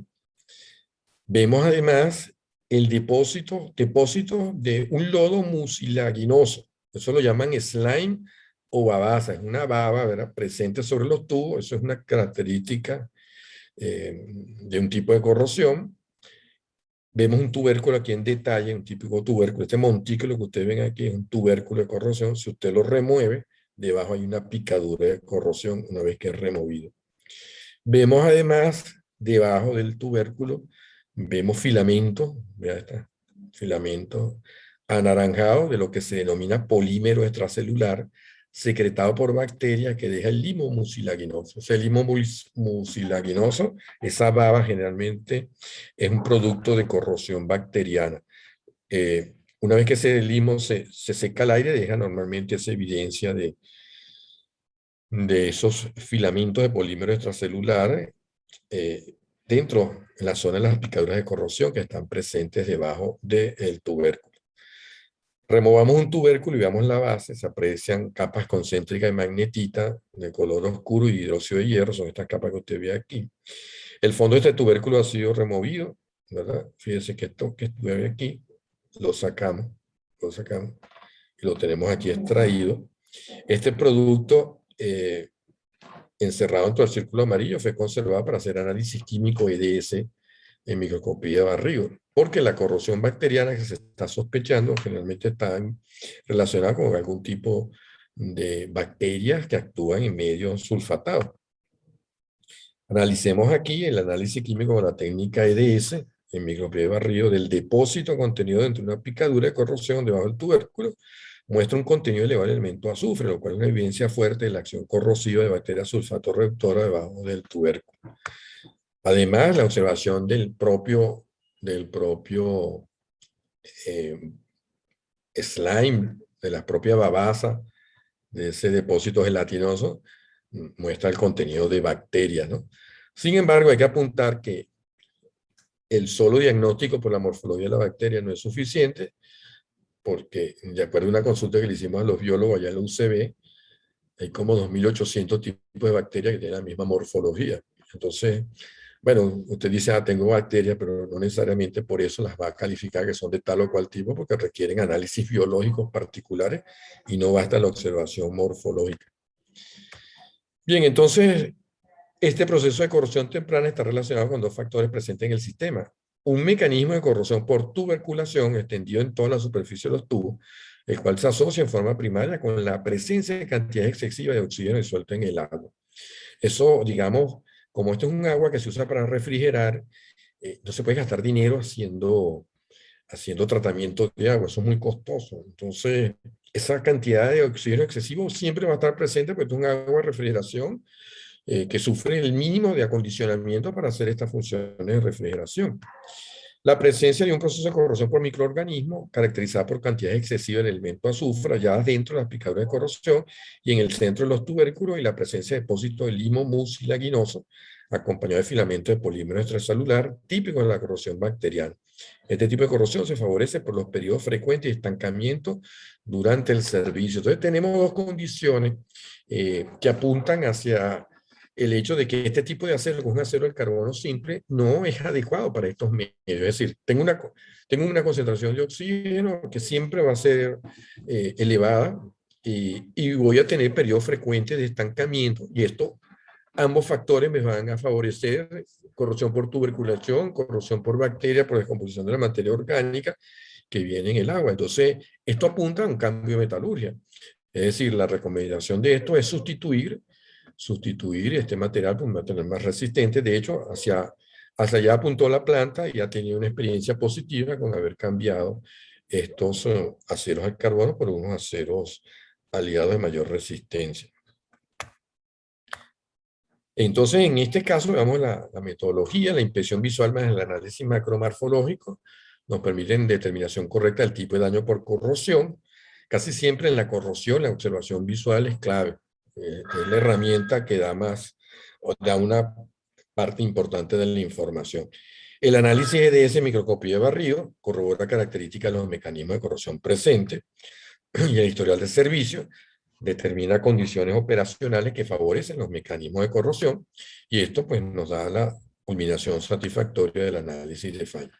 Veamos este otro caso, falla por desgaste prematuro de elementos de corte diamantado de un sistema denominado sierra de hilo que se utiliza para cortar granito y mármol. Generalmente es una guaya, puede ser de acero, y lleva unos anillos, como se ve aquí en la imagen. Este anillo pues, tiene un sustrato de una aleación en base a cobalto-hierro, y estos elementos que usted ve acá son diamantes artificiales. Y entonces el paso de esta guaya refrigerado con agua es suficientemente eficaz para cortar lajas de granito y lajas de mármol. Entonces, en este caso particular, pues han tenido un bajo rendimiento con un desgaste prematuro de estos anillos que también llaman perlita. ¿Ven? Entonces, se está haciendo un estudio para determinar este problema, ¿no? Entonces, en el anillo de rendimiento esperado, o sea, de rendimiento satisfactorio que se utiliza en el estudio como comparación, Las observaciones de microscopía de barrido muestran en un ensayo de 100 horas de corte, los diamantes se mantienen en la matriz, no se salen, no se despegan. La interfase muestra adherencia, ¿verdad? El diamante está adherido, y el diamante muestra integridad de forma y de aristas de corte. Aquí se toma la muestra, se disuelve en ácido, se disuelve la matriz de cobalto hierro, y uno obtiene los diamantes y los ve que están perfectamente conservados. Por eso es que este diamante tiene el rendimiento, este sinterizado de diamante tiene el rendimiento esperado, ¿no? Veamos el que tiene el desgaste prematuro. Después de 100 horas de corte, los diamantes se desprenden de la matriz. La interfase no muestra adherencia, fíjense que ya no es densa, sino está totalmente diferente, ¿verdad? Y los diamantes extraídos muestran daño, ¿no? Deterioro y daño de las aristas de corte. Entonces, hagamos un análisis. Bueno, ya la morfología nos dijo que hay algo que no está funcionando bien. Vamos a ver qué nos dice el estudio de composición química de los polos de la matriz. Los diamantes son similares. Los resultados del ensayo muestran que el anillo gastado tiene un mayor contenido del elemento hierro y menores cantidades de los elementos cobalto y cobre. Esta diferencia de composición incrementa el punto de fusión de la matriz del anillo desgastado. Al ocurrir esto en el proceso de sinterización, que se hace a temperaturas constantes, el punto de fusión produce que no se logre una sinterización completa, y entonces queda una matriz poco densa porque no se sintetizó adecuadamente, y eso es parte del problema que produce baja adherencia y desprendimiento de los diamantes. Entonces, los anillos con desgaste prematuro experimentan desprendimiento, ¿verdad? Y deterioro. Los anillos con el rendimiento esperado muestran buena retención y adherencia de los diamantes a la matriz, manteniendo su integridad. El análisis EDS determinó un mayor contenido de elemento hierro en la matriz de los anillos defectuosos en comparación a los de rendimiento esperado. La diferencia es del orden del 12,5% y cantidades inferiores de los elementos cobalto y cobre. Esto podría ser un error o podría ser adrede porque el cobalto y cobre son mucho más caros que el polvo de hierro. Entonces, algún fabricante que no tenga bien clara cuál es su papel en la industria puede haber excedido en cantidad de hierro para que le salga más barato los anillos, o es un simple error. Pues. Estamos aquí mal pensando, pero bueno, todo cabe en las posibilidades, ¿no? El mayor contenido del elemento hierro incrementa el punto de fusión de la aleación, lo que afecta su proceso de sinterización, no lográndose una matriz densa y uniforme, sino con partículas sueltas, debido a que no se alcanza la temperatura de sinterización adecuada. La literatura además nos aporta que un contenido excesivo de hierro en la matriz tiende a convertir catalíticamente el diamante en grafito a temperaturas elevadas, produciéndose deterioro y pérdida de su integridad, lo cual explicaría el daño detectado en los diamantes extraídos del anillo defectuoso. O sea que él deja ya de tener su estructura cristalográfica diamante y lo pasa a ser su materia original, el grafito, que tiene otro arreglo cristalográfico, y eso, aunque ocurra parcialmente esa transformación catalizada por la presencia de hierro excesivo, ya es suficiente para deteriorar los diamantes, ¿no? Como se ve en las imágenes que hemos presentado. Veamos un poco la metodología. Entonces, el análisis micromorfológico de microscopía de barrido determinaron un mecanismo de baja adherencia y desgaste prematuro de los diamantes. El análisis químico EDS, microscopía de barrido, corrobora defectos de fabricación y de composición química aglomerante, y una investigación bibliográfica complementa y permite determinar el mecanismo de falla y el efecto de desviación de la composición química para permitirnos hacer una culminación satisfactoria de este análisis de falla. Veamos otro caso, la falla del bloque de motor de una avioneta Cessna, un accidente de esos fatales. En operación, los tornillos que unen las dos mitades del bloque de motor pues, fracturan, y las partes móviles del motor impactan la carcasa. Bueno, se imagina lo que ocurre después. El motor se desbarata completamente, y entonces se detectan dos tipos de comportamiento de fractura de los pernos. Algunos con fractura instantánea dúctil y algunos que presentan una fractura frágil y progresiva, como se ve pues, en la imagen, ¿verdad? Fíjense que hay un avance progresivo de grieta que ha avanzado bastante, ¿no? Fíjense que esto ocupa como el 80-85% y luego viene el labio de corte indicándonos que hay un proceso de agrietamiento progresivo, probablemente fatiga, que ha avanzado de manera importante.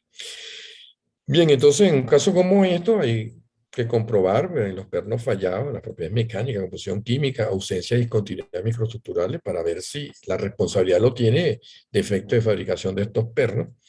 Si obtuvieron resultados satisfactorios, se descarta defecto de fabricación de los pernos. Un estudio de uno de los pernos con agrietamiento progresivo muestra que corresponde a un proceso de fatiga, tal como se ve aquí, ¿verdad? Presencia de tracciones de fatiga en la zona primaria y microyuelos en la zona del labio de corte, que es lo esperado.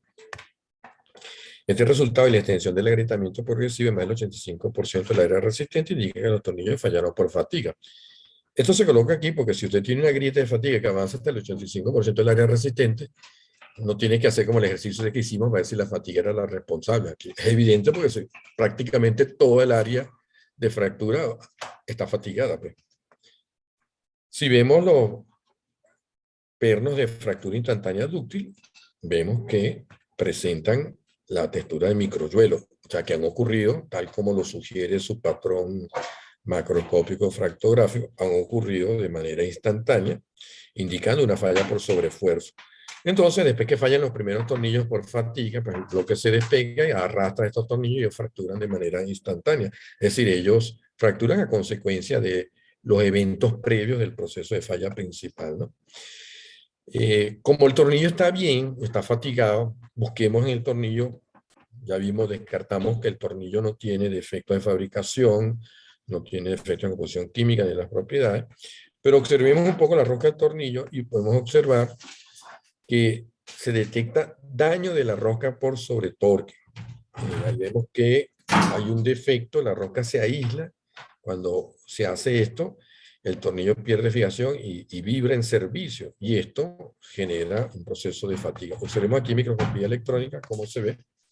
La observación de microscopía electrónica de barrido muestra evidencia de daño mecánico y desgarre plástico, que es lo típico que ocurre cuando usted pues, somete a sobretorque un tornillo dentro de la roca, pues el tornillo se daña y queda aislado, ¿no? Entonces, esto es porque en muchas operaciones, hemos visto en muchas fallas, existe el torquímetro,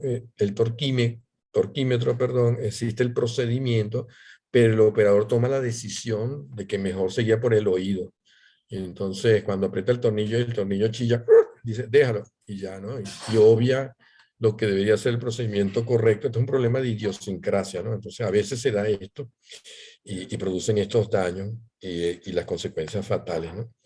Entonces, veamos aquí las conclusiones. La instalación o ajuste de los pernos de la carcasa del motor sin el uso del instrumento adecuado torquímetro produjo daño por deformación y agrietamiento de la zona roscada. Esta condición afectó la fijación del tornillo, lo que produjo que se aflojara y vibrara en servicio.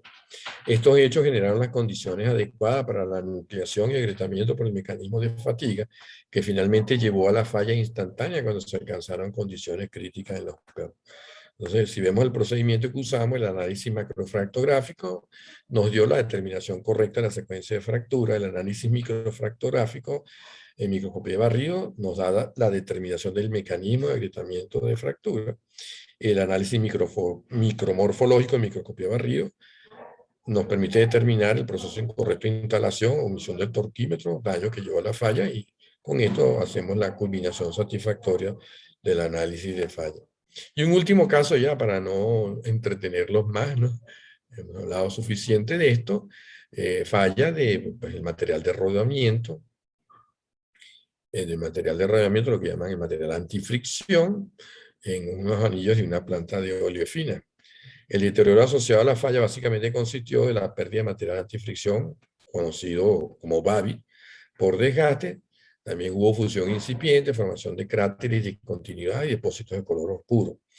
El alcance acordado fue evaluar la responsabilidad de factores metalúrgicos intrínsecos de la aleación en la falla de los sellos y de factores externos como temperatura y efectos contaminantes del medio, dejando fuera el estudio la determinación de variables operacionales, que es harina de otro costal en estos casos. Bueno, hacemos un estudio metalográfico, óptico y metalográfico en microscopía de barrido. Vemos ahí características típicas de este tipo de material, cuboides de antimonio estaño y matriz eustéctica pseudobinaria de plomo antimonio estaño, típico de una aleación Babi base plomo. Sin embargo, el análisis cuantitativo nos muestra que esta composición no coincide con ninguna de las aleaciones Babi normalizadas en la especificación ASTM B23, que es una de las que clasifica estas aleaciones de antifricción o de rodamiento. Como se obtuvo este resultado y el resultado del análisis EDS es aproximado, bueno, esto se corroboró por espectroscopía de absorción atómica, que da los valores exactos de la composición química, y bueno, el resultado sigue siendo el mismo. Pues. Esto, aleación que falló en estos sellos, no corresponde a ninguna aleación normalizada. Adicionalmente, la observación en microscopía de barrido nos muestra que hay una serie de discontinuidades en la matriz. La observación micromorfológica muestra un patrón de corrosión por disolución selectiva de la matriz en la zona de los cráteres y discontinuidades, que deja prácticamente en el aire la fase intermetálica secundaria, facilitando el deterioro por desgaste de la aleación de rodamiento. El análisis químico EDS muestra la presencia importante del elemento azufre, el cual proviene probablemente de contaminación del aceite y uno de los elementos que puede atacar al plomo y producir este tipo de efecto de disolución selectiva. Si vemos aquí las zonas donde hay fusión incipiente, corroboramos eso en esa observación visual con lo que nos muestra el microscopio de barrido. Nos muestra zonas de fusión incipiente con típicas gotas de morfología redondeada del proceso. En vista de este evento de fusión incipiente y de la desviación de la composición química normalizada, se midió la temperatura de fusión de la aleación mediante un ensayo de calorimetría diferencial de barrido, conocido también como DSC, hallándose un punto de fusión muy inferior al de las aleaciones normalizadas. Entonces aquí está parte del resultado del análisis, y aquí en la tabla podemos ver que la aleación normalizada en todos estos grados 7, 8 y la 15 de la ASTM B23 tienen punto de inicio de fusión de 244 y finalización 354 grados centígrados, un rango de fusión de 110 grados centígrados. La fallada tiene un punto bastante inferior, 212, y un rango apenas de 13,63 grados. Es evidente que esta desviación de la composición química ha afectado a una de las propiedades importantes de esta aleación, que es su punto de fusión.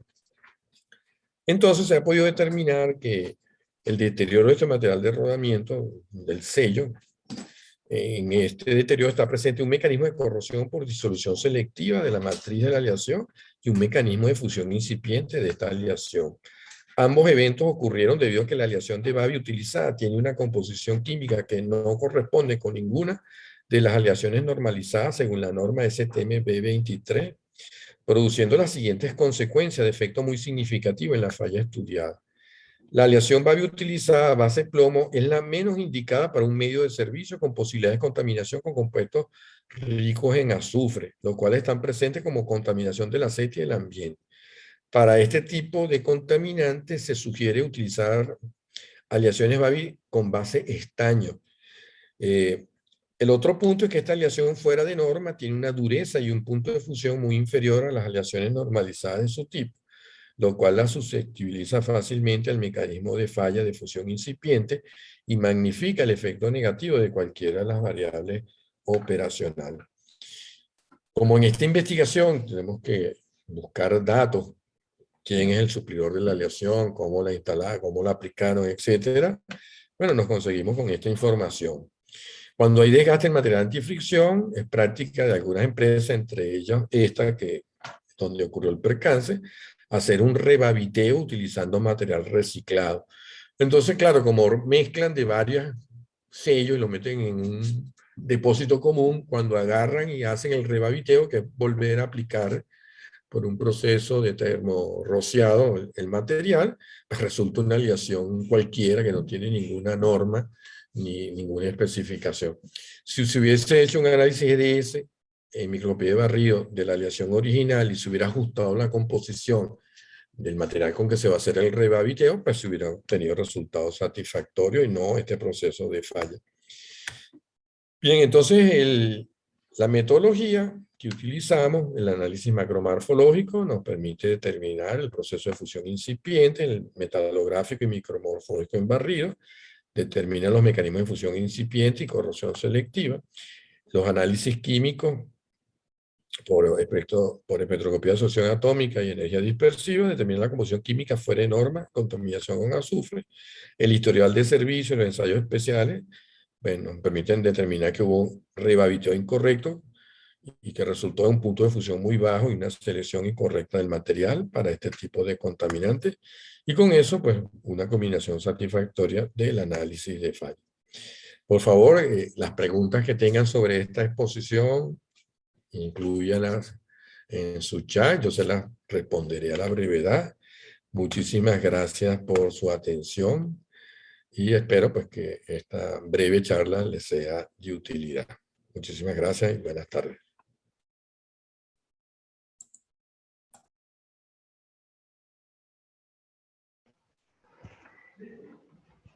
Muchísimas gracias a todos por haber asistido el día de hoy al webinar.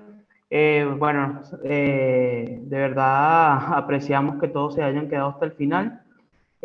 Como lo comentábamos al principio, van a poder solicitar su certificado de participación en el siguiente link que les voy a dejar en el chat, en el cual hacen la solicitud allí y nosotros se lo haremos llegar por correo. De igual manera, si tienen algún problema para realizar la solicitud, pueden escribirnos a nuestro WhatsApp o un correo electrónico solicitándolo y con muchísimo gusto se lo haremos llegar. Entonces, bueno, muchísimas gracias. También comentarles antes de cerrar esta sesión que la próxima semana vamos a tener un webinar, así que estén atentos. No es con el doctor Caballero, pero es con otro ponente, así que manténganse atentos a esa información. Muchísimas gracias, que tengan excelente tarde y las respuestas a las preguntas que surgieron estarán en la página web cuando el webinar grabado se coloque allí en el sitio virtual. Entonces, feliz tardes a todos y feliz fin de semana. Hasta la próxima.